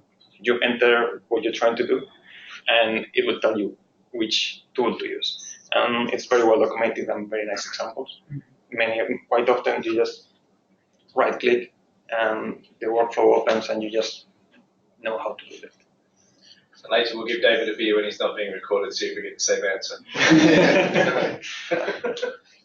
Because I was having a similar question, just as a general theme, I wrote it down the side, but like with functions and things that you do, like the crossword puzzle, transposing stuff, is that all kind of functions within? Is it like, like Java, you get all your general programming, or even Excel, you've got functions to do stuff. Yeah. Are you coding some of that stuff yourself within, No, within the app? Or is there's a lot of code, like code. You could code anything you wanted to code, but almost, I think everything we have used is already there. Reuse, yeah. So just you drag and drop, and it's working. And especially the predictive tools have a lot of R background behind. You can edit, and So there's some you're talking about all the Java. VBA stuff that you guys are doing, and it breaks all the time. All they're doing is data manipulation, but they're doing an Excel spreadsheet when really it'd be better to do it against the source. Yeah. And that's what Alteryx will do for you. It'll automate all of those processes for you. It'll take all that work away that people are having to do, and that work just disappears. It's You interesting. can run it, you can schedule it, you can, so think about all that time that people are spending. Now they can do the analysis that they're actually trying to do in the first place, right? Yeah. One of the things Phil told us the other day as well is if you're used to Excel, so I used Excel a lot in my previous company. If you want to know how to do a VLOOKUP, they've got their global search is actually really clever. So if you type VLOOKUP, they don't have a VLOOKUP, but they have the equivalent, and its names are completely different, but it tells you what it is. Yeah. So Alteryx know what people will have come from. They know everyone's come from Excel, so they've built into their search tool that if you search for something in Excel terms, it'll tell you what it is in Alteryx. Cool. They've got pretty I much. wouldn't have used Excel for the type of stuff that you're doing with Alteryx here. More Excel's for kind of automating the dashboards and the Tableau stuff and getting drop downs in there, being able to, let's say, query in the database and say we would have queried an SQL database. The kind of stuff that I'm seeing so far in Alteryx is more the ETL, and I think you had it summarised up on that. You're getting data from somewhere, you're doing it, you're the same with it, you're preparing it. Yeah, well, you're passing pretty it. much everything we do this week is ETL type of work, right? We're providing an interface for the question that you want to ask, but everything after that is all ETL, but it also does spatial and predictive analytics. That's what's interesting with what Dan was telling us the other day when we asked that similar question. Yeah, it's just our project this week was specifically to look at this side of things. Yeah. But Most of our work is in data prep, tend to use Alteryx. Doing more like traditional. You've got a set of messy data. We want to make a nice Tableau dashboard. Yeah. The intermediate step is always like clean it up in Alteryx. Yeah, so that's what I'm seeing now. Yeah, so for where we traditionally might have written like Java program to get data from this database and that database and this database, clean it up, do that type of stuff, stick it into the SQL database, then add a VBA spreadsheet on with double click, draw to graphs, all that stuff. Get rid of all that. This is what you do with Alteryx. Once you've built this once, that's it. You don't need to rewrite the code. So you think about, when you're trying to you're trying to push the data back into Excel so that you can then generate your dashboard. You would do something more like David is doing, where you do the ETL part and then you push the data source into Tableau server. Yeah. You've already got the dashboard built on top of that data source, and it just refreshes the whole process. It's automated. And you can schedule it to run whenever you want, really. It's really nice. Yeah. Alteryx. So you asked Jeremy earlier about like which bit you like the most. Both Stephanie and I answered, but so this has been an entire Alteryx week this week. It's been really fun. Like in terms of like It's like if you like puzzles, that's how I look at Alteryx. It's just a puzzle solving thing, right? You've got these problems you're trying to solve, and it's got tons of puzzle pieces you can use to help you figure out. And the good thing is everybody uses it slightly differently, so you can give us all the same problem, and we could come up with every one of us with a different solution. Yeah. Or we'll all get the same answer, but in a different way, depending on, so it thinks with kind of the way you think. So like me, I like to use tons and tons of tools instead of using one tool to do 4 or 5 jobs, I might do those 4 or 5 tools and then scrunch them up at the end, kind of thing. So just depends on, it works with the way that your brain works, really. Everyone would probably do it slightly differently, but the other good thing about it is everyone will be able to unpick it as well. Yeah. Because the tools are so clear, you'd be able to go into it and see what's in there. Yeah, for debugging, it's really, really simple. It's easy for handing over to other people. So for you guys, is it quite easy just to look at the screen, see the workflow, and go, oh, that's an interesting way of doing it, and know exactly what the thinking is. Maybe not exactly, because there's different things. So like within the formula tool, you won't know what the formula is there, but you can see that. But you know he's doing something to, you know what the formula tool does, basically. Yeah. You know what steps they've taken, not necessarily how they've taken each step. Yeah. Cool. Well done. Would you? I know you like having me here, so I'm gonna just. Oh, do I need to not make you presenter yet? Yes, please. Just a second. Oh, oh boy. And have some friends. I'm just not doing it to that. Did you make me presenter again? Yeah, you're presenter. Are you?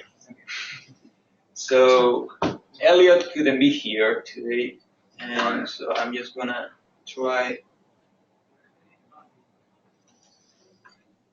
to show you what he did. He is convinced that there are a lot of indexes there about the gold, Bitcoin, everything, but the one that really holds absolute truth are orange indexes. Anything orange will reflect how economy in the world goes. And this is proof of it from last year. This is the difference in share price for different indexes, Bitcoin, cheddar, gold, and oranges. And on the upper part, there is a different share price and the 12 moving average starting January 2016 to December 2016, and then different metrics, how things have changed. And what he has done is created an analytic app, aptly called the Orange Indexes, that you can run. How did he even think of that idea? Did he hear that somewhere or something? He came in on Monday for the first time wearing a really bright orange jacket. Like he'd never worn orange before, and he was wearing a bright orange jacket on Monday morning when we turned up to the Alteryx for this week. So did he have the idea in mind before the week no started? idea. Just coincidence. Yeah. I want to know where he gets the valuation from, because I didn't know there was a share Orange index? price for them, and I don't think there's a futures market for oranges. I know there's for wheat and There's stuff like that. for everything. Potatoes, just about, but oranges. You could set up an orange fund. So we can now Spanish for you today. run the workflow. And I've run it instead for the previous year. I run apps. Oh, you hit the wrong login. You put the I put password the in wrong wrong password. Yeah.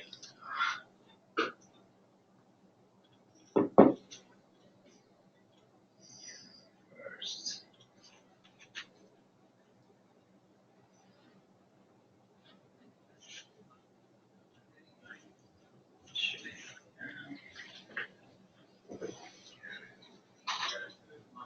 Okay, and now it says again no output produced, but you can hear refresh data. That's connected to a server data source. Is similarly he's connected to into our SQL server, and now you see the results since January 2000. So this for this year, and you can kind of guess that is Bitcoin growing fast.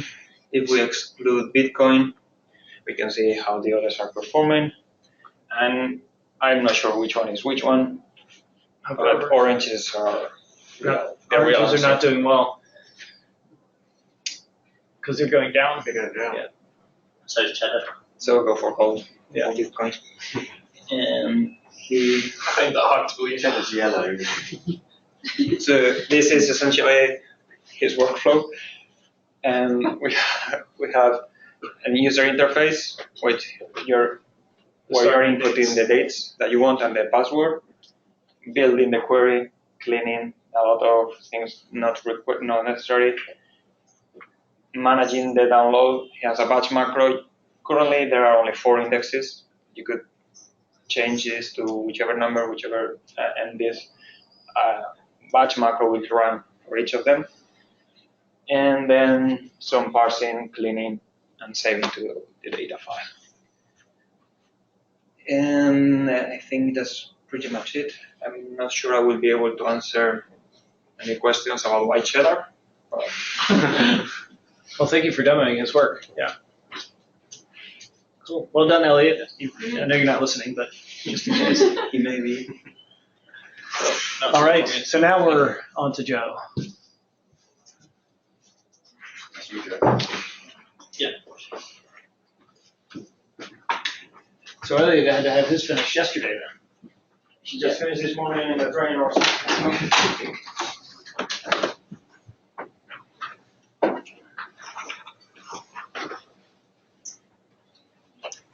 Okay. Hi everyone, my name's Joe.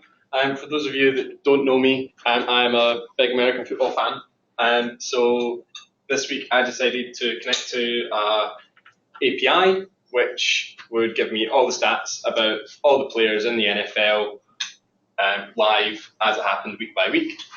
So currently halfway through week 11 of the season. There was 3 games last night featuring 6 teams, which my team got absolutely gubbed. The Cowgirls? Yeah. They lost again? Yeah, to the Chargers. To the Chargers? Yeah. Oh my God.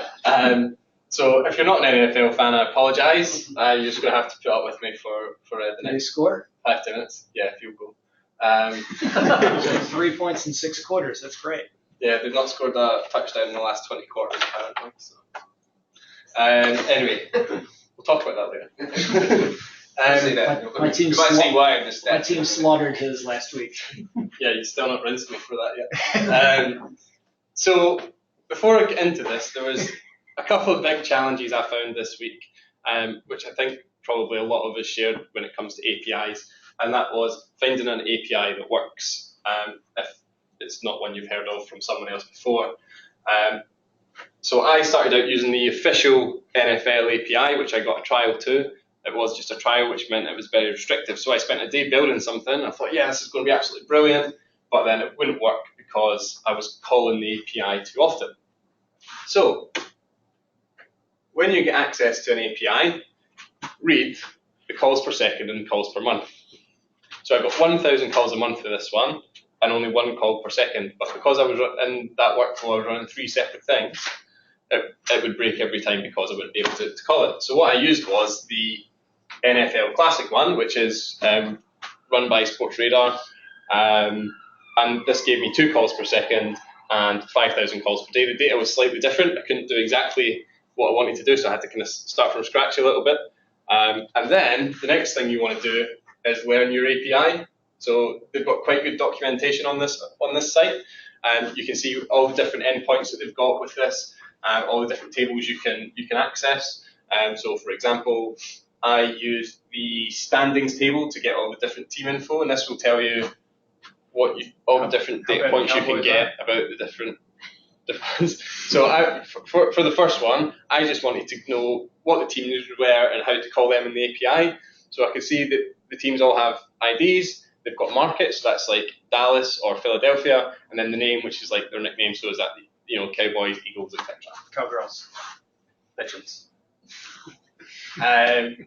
So I wanted to get team IDs, so I started putting in my API. I've downloaded it, cleaned it a little bit, transposed it, and what this gives me as an output is There's all the IDs you need then. each of the team names and each of the values. Now these values, if I open this up, goes into my API. Oh no, that's on the next screen. Can't see. Goes in here to my API. So for Dallas, I need the DAL, etc., with all the different values. So first thing I did was get that lookup table ready. And that comes in here. And what I'm doing up here is I'm getting the individual player IDs. So using the roster, so this is giving me an updated roster, which is everyone on my NFL team that I've chosen. I'm And then what that gives me is it gives me a list of all those players on the Dallas Cowboys team, because that's just what this is running on in default, and it gives me all their individual IDs as well.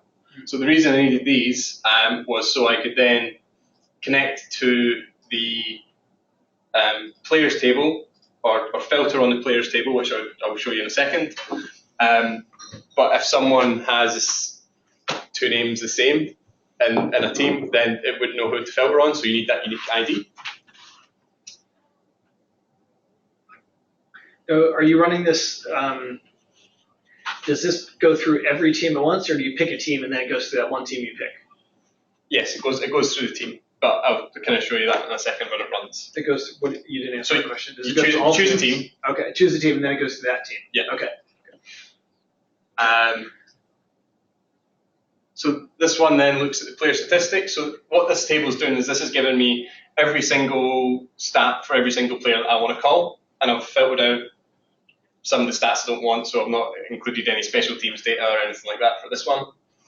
And then what I do, because at the end I thought, well, actually it'd be quite good on my dashboard if I have the team that they currently play for and the team that that drafted them as well. So this bit at the end is just a bit of a kind of, oh, this would also be nice, which I've kind of stuck on at the end. So although this is giving me my player IDs, it came out of a lot of other stuff. So this is also like all the kind of player information.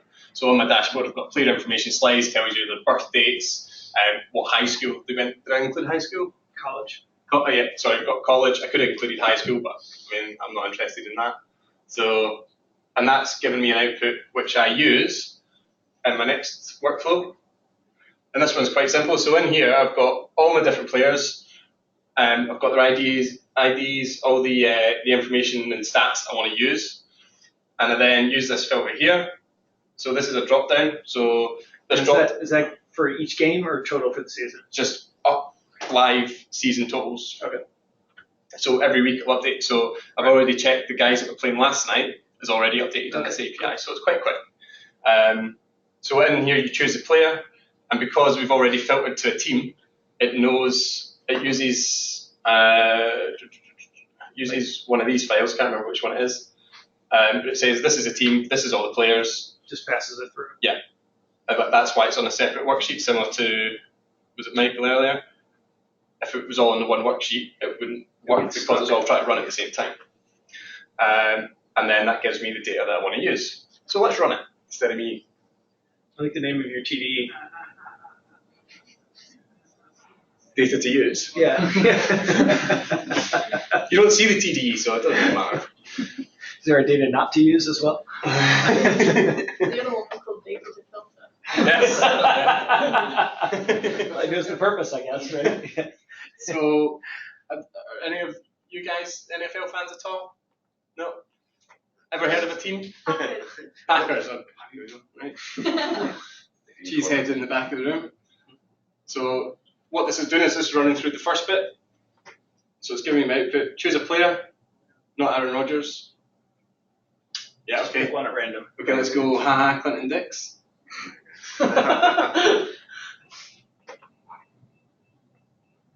This takes about 15 seconds to run, so it shouldn't be too long. So the player API is slower than the team API then? Yes. Well, I guess it's got to go through every game, right? And Yeah. aggregate all the stats together. Yeah. So that is now run. If I go to my Tableau and if I open up my player stats, so this is the data to use. This is a TDE, which feeds directly into my workbook, which has got all my tables in it. Should have pushed it to Tableau server and then just. Yeah, I should have. I ran out of time. This is a horrible, horrible thing to look at, by the way. Okay. So don't judge me on it. So this is our landing page.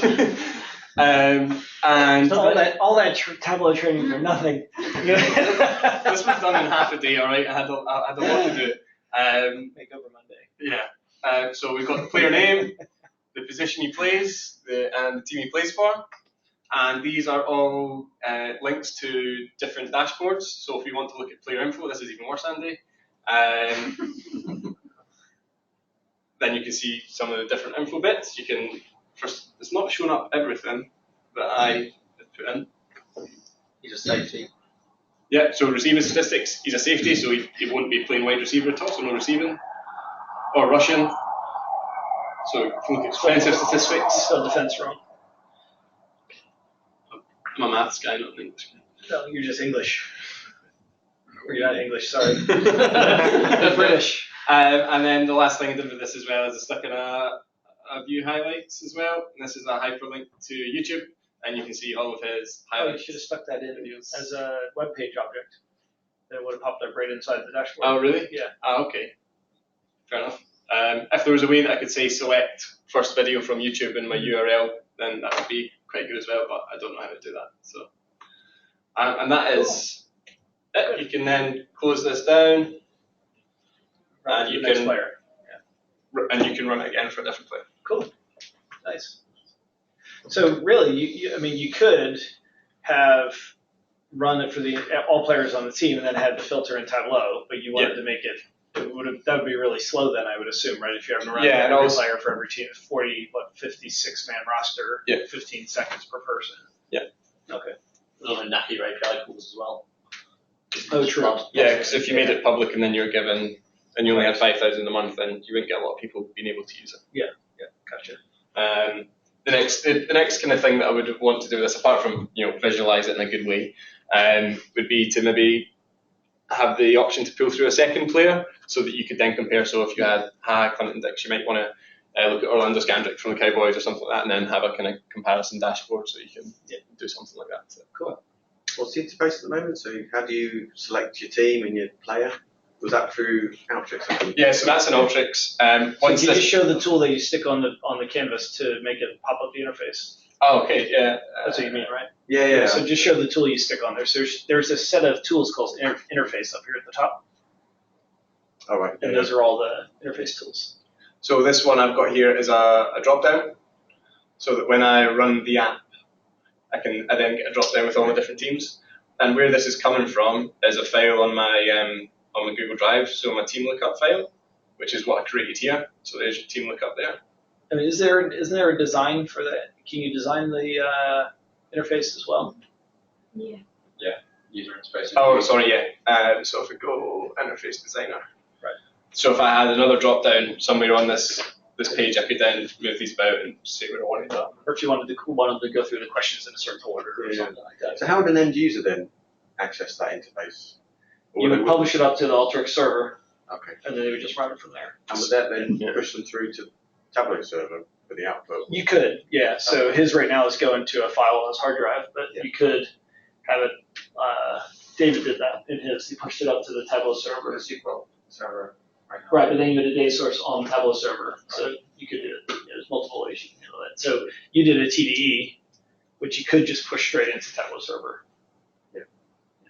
I guess it's more a general question, but for the user, you can have the interface with Alteryx, and then they get the output in Tableau, and they don't need to click through to another. Right. So they could run this on the Alteryx server, and then at the end you could have it linked to the dashboard and just open up the dashboard. You could do that, or you could ask them to define a file path where they would want the file to save. So if we still wanted to give them it as a TDE, then you say define the file path you want the TDE to save, like when you save as kind of thing. Yeah, like when you download stuff from like programs from the internet. So where do you want me to save it? Define the path. It works the same way as that. Cool. Okay. Good job, Rich.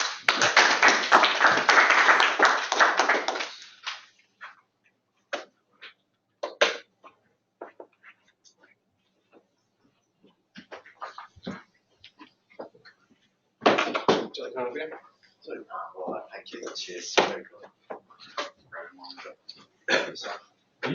Cool. So I tried this one before. Did you get this working? I did get this working. Oh, so I'm George. Make sure you tell DS6 that you got this working, because I gave them this for Dashboard Week and they couldn't figure it out. In fairness, it took me like a week to do it. So yeah, so my name's George, and I decided to look at beer. And so there's a I think it's crowdsourced beer database online with a reasonable API that I've sort of played around with. So I've sort of logged in, created myself an app, got myself an API key, and looked a little bit through the documentation. So the app I built is basically a beer finder. It's also a brewery finder as well. So it enables you to find some information about beer and where it's brewed, or look up a brewery. So if I run, maybe I'm not. Maybe it's logged me out.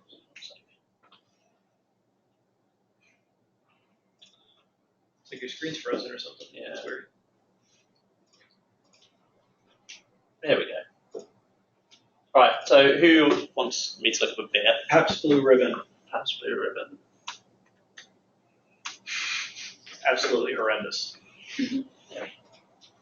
So start that running.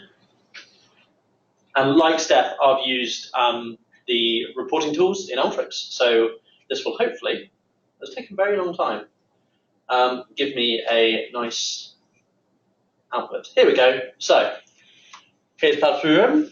We've got the two beers that have matched the search term, so Pabst Blue Ribbon and Pabst Blue Ribbon Light. We've got descriptions of them, and then we've got the ABV, so the alcohol, the style that they are, what their brewery is, and on the map, where the brewery is located. So we can also look up a brewery. I can't remember what that's called, but let's instead look up Guinness, because that's what I'm using to test it. So You know it works. Yep. So confusingly, the API, when I asked it to give me a beer, it'll give me like the geolocation of the actual brewery itself. When I ask it to give me a brewery, It doesn't give you the geolocation. so basically it does if you pay for it. So this is like, so I guess they don't want people to like bashing their API loads and loads and loads, which is fair enough. I worked around that. So they have like a premium thing. So if you pay like £6 a month or something like that, you can actually get the proper location. So I could have added, if I paid it, I could have added a query to my API string that said, give me the location as well. So I would have been able to get the maps for that as well. But I wasn't going to pay for it for a day school. Well, couldn't you have looked up a beer that is made by that brewery, and you could have gotten it that way? Yeah, I mean, and I'll show you later. I did download the whole data set, so I could do this. But that for the app, that's not what I've done. The app is just a searching tool. Okay. So just to talk you through my app searching stuff. So in a very, very similar way to most of the other ones we've seen today, we've got some interface tools at the top. They're the user interface. They plug in. That prepares our search string. Then we have the macro here that sort of dives in and actually downloads the tool. So if I just open this up. So the reason this is a macro as opposed to just a simple download, some of the other guys have been using, is that the brewery database returns page results. So if you do something like Hop House, which has a string hop in it, a load of beers will be returned past the 50 items per page. So I need to look at every single page until I've run out of pages. So that's basically what this does. So this is outputting the actual results. This is outputting the next URL to try. So iterating through all the pages. And then so this URL jumps back into here, downloads the next one, keeps doing it until this filter tool says, are there more pages than it says we'll run through? And if it is, then it fails and goes out. So that pops out. Then, as with most other guys, I pass the data. So the data comes back through a JSON format, broke out in text. The JSON, JSON passed in here, but then then I break it in text columns, do some finagling, transpose it, have a final filter that basically says, is the search term actually in the name field? Because I think the way their search works, it looks in all the fields. So I want to make sure instead of like giving me a beer that has hop in the description, it's only got hop in the name. And then finally, I break out into my reporting tools. So here is something that converts. So with the brewery things, I get the, let me just run it. Yeah. So with the beers, I get the lat longs of the brewery. So I use that, the spatial tool, the create points tool in Alteryx to turn those into spatial objects, which I can then use the report tool, the map report tool to produce a map. You can make much, much nicer reports and dashboards in Tableau than what I showed you in the Alteryx, but I decided to use the report tools here because I'd never used them before. And I also wanted you to have kind of a one-stop, so you can run it all on server, get the outputs out, and it would look nice. And then similarly with the table above here, this is a layout tool that sort of puts them on a page together and then renders the report. The reason I've got two here is that as I said, the breweries don't have the geolocation data, so I need to sort of produce a different report. So that's basically what I made. As I said before, I also downloaded the entire database. So this was a case of like a lot of iteration. So this is like sort of my very, very top level macro to download this. So this says, this is the basic API string. And with my key, this is my database with all of the beers. I'm not going to run it. It takes like 20 minutes. So if we drill down into this, which is this, so this is iterating through. The best way I found to download the beers was to download all of the styles of beer. So for each style, there were lots of beers associated with them. I was able to query that effectively. So I iterated through about 170 styles of beer. Now, my API call limit was only 400 per day. So I signed up with loads of dummy accounts, got loads of API keys, and then used this formula tool here to basically sub in. That's not it. So the data wasn't structured that way, but you wanted it structured that way, so you created all of the APIs to filter it by type. Yeah, no, so the data is structured by type, by style. So if you pay for the premium access, you can download all the beers One shot. with one API call. It said just /beers. It'll give you a list of all the beers. You might have paid through or something. Again, not going to pay for something for a free project. So I had to sign up for lots of different API calls to get enough calls so that I could look through every single style of beer to give me all the ones. So I have to like kind of get each one and then union them all together. And so that's essentially what this does. This is moving through the styles. And then this is similar to what I did with my actual, and this is actually identical to what I did before. So this is, again, for each of those styles, iterating through all of the pages to get them. So I got a nice database for the beers, and then I haven't properly started to parse this because it wasn't really our challenge this week to produce something nice at the end. This was more from my interest, so maybe I'll come back to this and look at this later. But you see, yeah, so I've got like 300,000 rows or something. So this is just putting it through. This is parsing that database into something that's useful. And I think down here, also, like some of the breweries have, some of the beers have like loads and loads of brewery locations, which really, really messes with the crosstab because you end up getting like thousands of crosstab columns.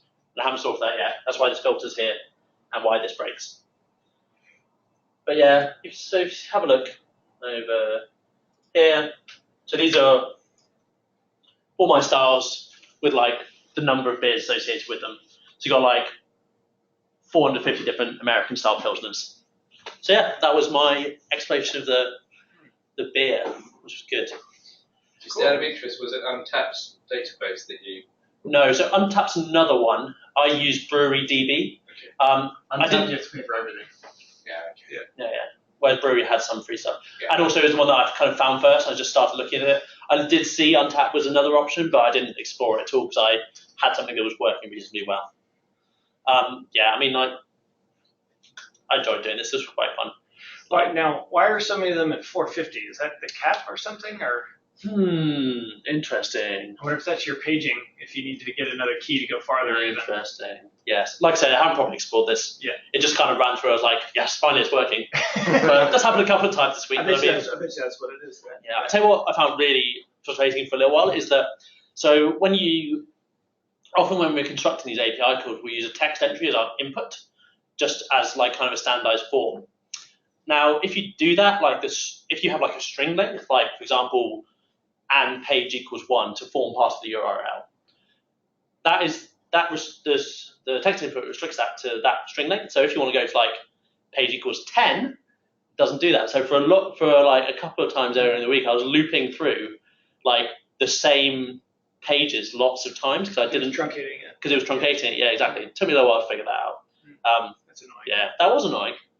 I wasted a lot of. That's why I had to keep downloading more API keys because I kept burning through them all and being like, "This isn't what I wanted." But yeah, this was quite fun. I quite enjoyed doing this, and Alteryx has been quite fun this week, as I said. So, yeah, Cool. Any questions? So as a user experience, again, it's you select your beer or you select your brewery, and it so tells you all the information as- about it. So, as it says here, so you pick. So, I mean, we can use Guinness again, because it's both. Tenants, use tenants. Alright, tenants. Yeah, I want a special brew. Is it EN or ENT. ENT? Tenants. So, yeah, select the beer there. So, Your finger's broken. It didn't like it might be the name of that beer. So Maybe that's a spelled good wrong. question. What happens with typos here? Will it come up with suggestions? So if we go with No. Jackhammer, Brewdog, Jackhammer, for example, and you misspell it, or No, it won't work. Oh, there you go. And that didn't No, work. but because tenants is How about broken. do Budweiser? Make it easy. Yeah. So because of the nature of this database, I think they have it's less frequent. They've actually got like the actual things. So the limitation here is obviously the quality of data, like any data analysis you do. They're failing me now. Surely that one's in there. Surely. Type it. Yeah. Here we go. Yeah. And here's a nice example of like the maps working a little bit better, where we've got two of them. So yeah. And you can see that so an earlier problem I had was I would get multiple points here, so I get like hundreds of legends around there. So as part of that, in this flow where I produce the map, I use a unique tool to just cut those out. Yeah, Are those maps like? Can you zoom in on them, or No. are they flat? they're flat. In You the can report set. tool, it's not. Think of it as like a PDF when it comes Ah, out in the Alteryx reporting tools. Obviously, big part of why you don't use Alteryx for visualization as a first point. Yeah, Cool. Good. yeah, it was Well done. All right. Last up. Yeah, with the typo thing. So it would just be an additional tool in Alteryx. So you would just decide how you wanted to deal with typos, be an additional tool. So instead of searching that word, it would search that word or something else and then put something else in. So it's a time thing. We had a week to sort of learn how to do it. No, fair enough. It's just asking I a like functionality it. perspective. When you're in an organisation and somebody writes something in, Yeah. doesn't realise it's just there's no results. Well, Yeah, go. yeah. Okay, it would just be an additional step that you could figure out. Okay, cool. nice. Thank you. Hi everybody, I'm Charlie. Hi, Charlie. Hi Andy. So, Alteryx App Week. No more introduction necessary. The API that I decided to query, which is linked through to on my Alteryx server page, is the United States Department of Agriculture Food Composition Database. The reason that I've put the link through to this on here is because in my analytic app, to run it, We did this for Dashboard Week. yeah, Mina let me know. She didn't sound. Did you cheat? I did not know. Oh, I okay. didn't know until today that they'd used it. They were pissed at me. Great. Yeah, that's fine.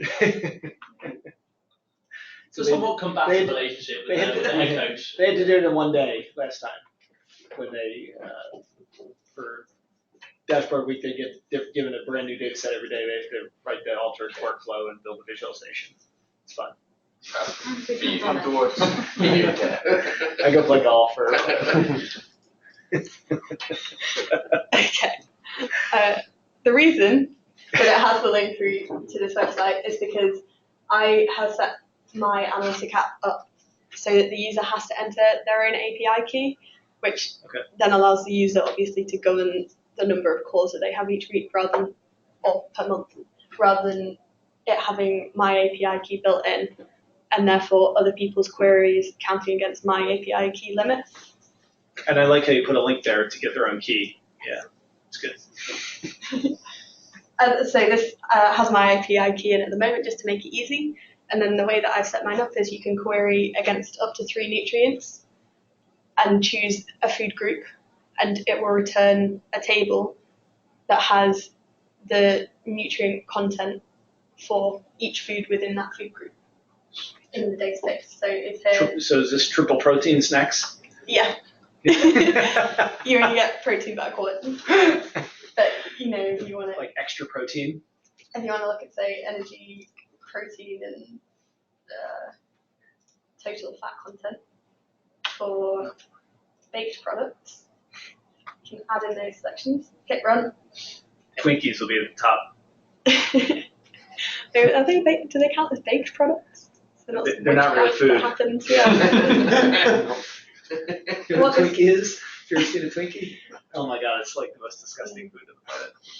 What this outputs then is a CDU, which you can click to download, and it will automatically open into Tableau Desktop. I don't have any automatic dashboard set up for this at the moment because I was focusing my time restrictions into the Alteryx look. But it's obviously very easy to click through. You can put your product names in, look at the value per 100 grams, for example, and you want to add that in, and then sort. So cookies with peanut butter.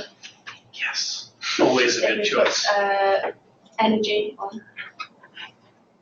Cookies with peanut butter have Well, the peanut butter highest, will give you the energy. yeah, Yeah. have the highest energy. Girl Scout cookies, tag along. Oh, sorry, my god, this they're is- so good. Yeah, this is a significant delay. So sorry about that. But you can then very quickly see which have the highest content of that nutrient for any given product. The tag, what's the second one? Tag alongs, right? I think that's what it says. Is it biscuits or cookies? Yeah, tag along cookies. The cookies. US Biscuits. We've had that discussion already this week. So just to give you 3 times now. this is very slow. Just to give you a little dive into what the Alteryx is doing behind the scenes. Firstly, the API doesn't have on the website anywhere the IDs for the nutrients and for the food groups that you have to enter. You have to query the API separately to find those things. So what this is producing is firstly just running through the macros, just the kind of basic API download and parse macro that I built. So you end up getting a lookup table for the nutrients and a lookup table for the food groups. I won't bore you with the details of the macro, but then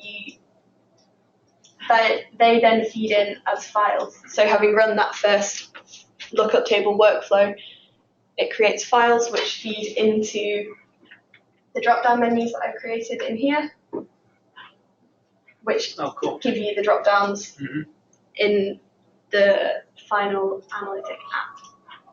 So can you show your interface designer this time? Yeah. So they can see the difference between the two.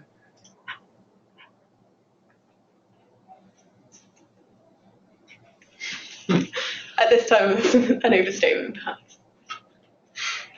But this is quite simple at the moment. Yeah. Just You see how it's got more than just the one, and the top thing, did you just type that in as text, or how did you get the top box in there? There's an option somewhere.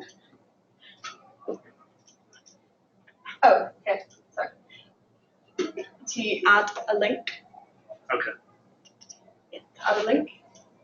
And if you click on that, you get a dialog box on the left-hand side where you can add in the text to be displayed, which is this option. Yep. And then the link destination, which is where I just put in the URL to the database's website. Cool. So Charlie, when you run the app, you have already launched the macro that gets the protein. Mm-hmm. So when you upload it to the server, in the workflow options bit, there's an option for manage workflow assets. And because I have the macro built in there, it comes up in this workflow assets section and allows you to upload the macro as a part of the analytic app so that it will run automatically. It packages it all together. Yeah. Cool. I've also, I think it's now working, but I also tried to, as George was saying, so the API calls have a limit. So the limit for my API is 1,500 records at a time, so you get 1,500 foods. And then it basically cuts off, which is why in the main app that I have had a chance to finish and upload, you have to select a food group. You can't. Oh, to keep you under that limit. Yeah, you can't have. That's good, yeah. You can't have the all option. What I spent a lot of today doing was rebuilding the workflow to allow you to have an all option. So if you look in But then it'll just bring back the first 1,500. No, it won't, Oh. because I've been rebuilding it so that it works. But this now has an all option, and I'll just leave it as protein for now. Fingers crossed this will run through, because what I've added in is an iterative process behind the scenes. So there's a section of the URL that's called and offset equals, Right. and that defaults to 0. So it's saying start at the top of your database, which works alphabetically, and then it runs down from there. So you get A's and B's on a standard query against all food groups.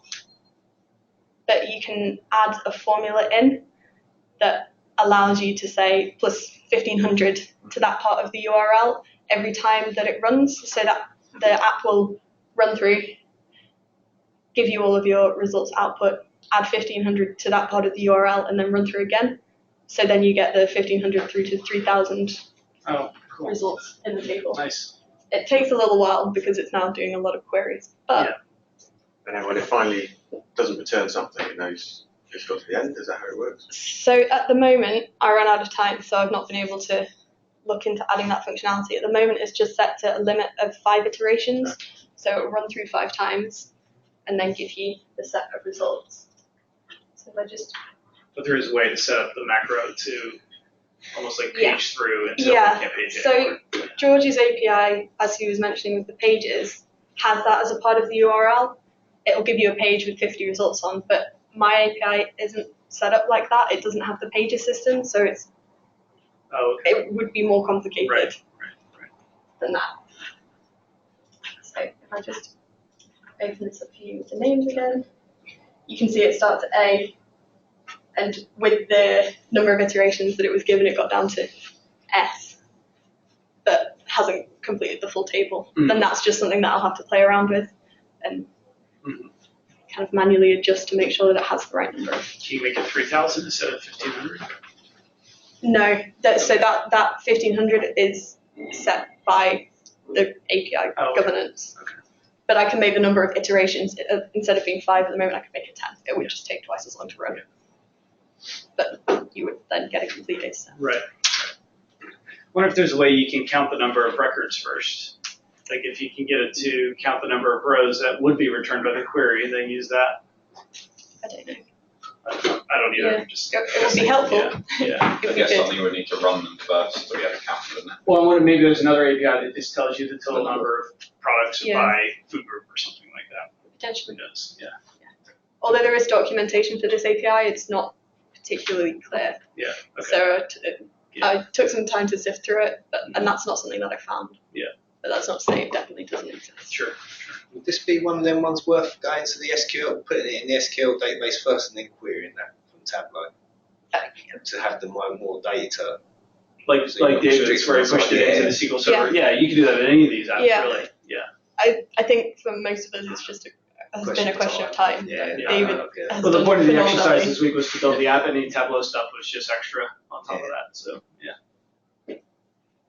Cool. Well done. Good job. So you found out today from Mina about them having to do that? Because I posted on our internal, I posted on Convo asking a question, and she recognised the layout of the data. Great. All right. Good job, guys. All right. Have a good weekend. Bye.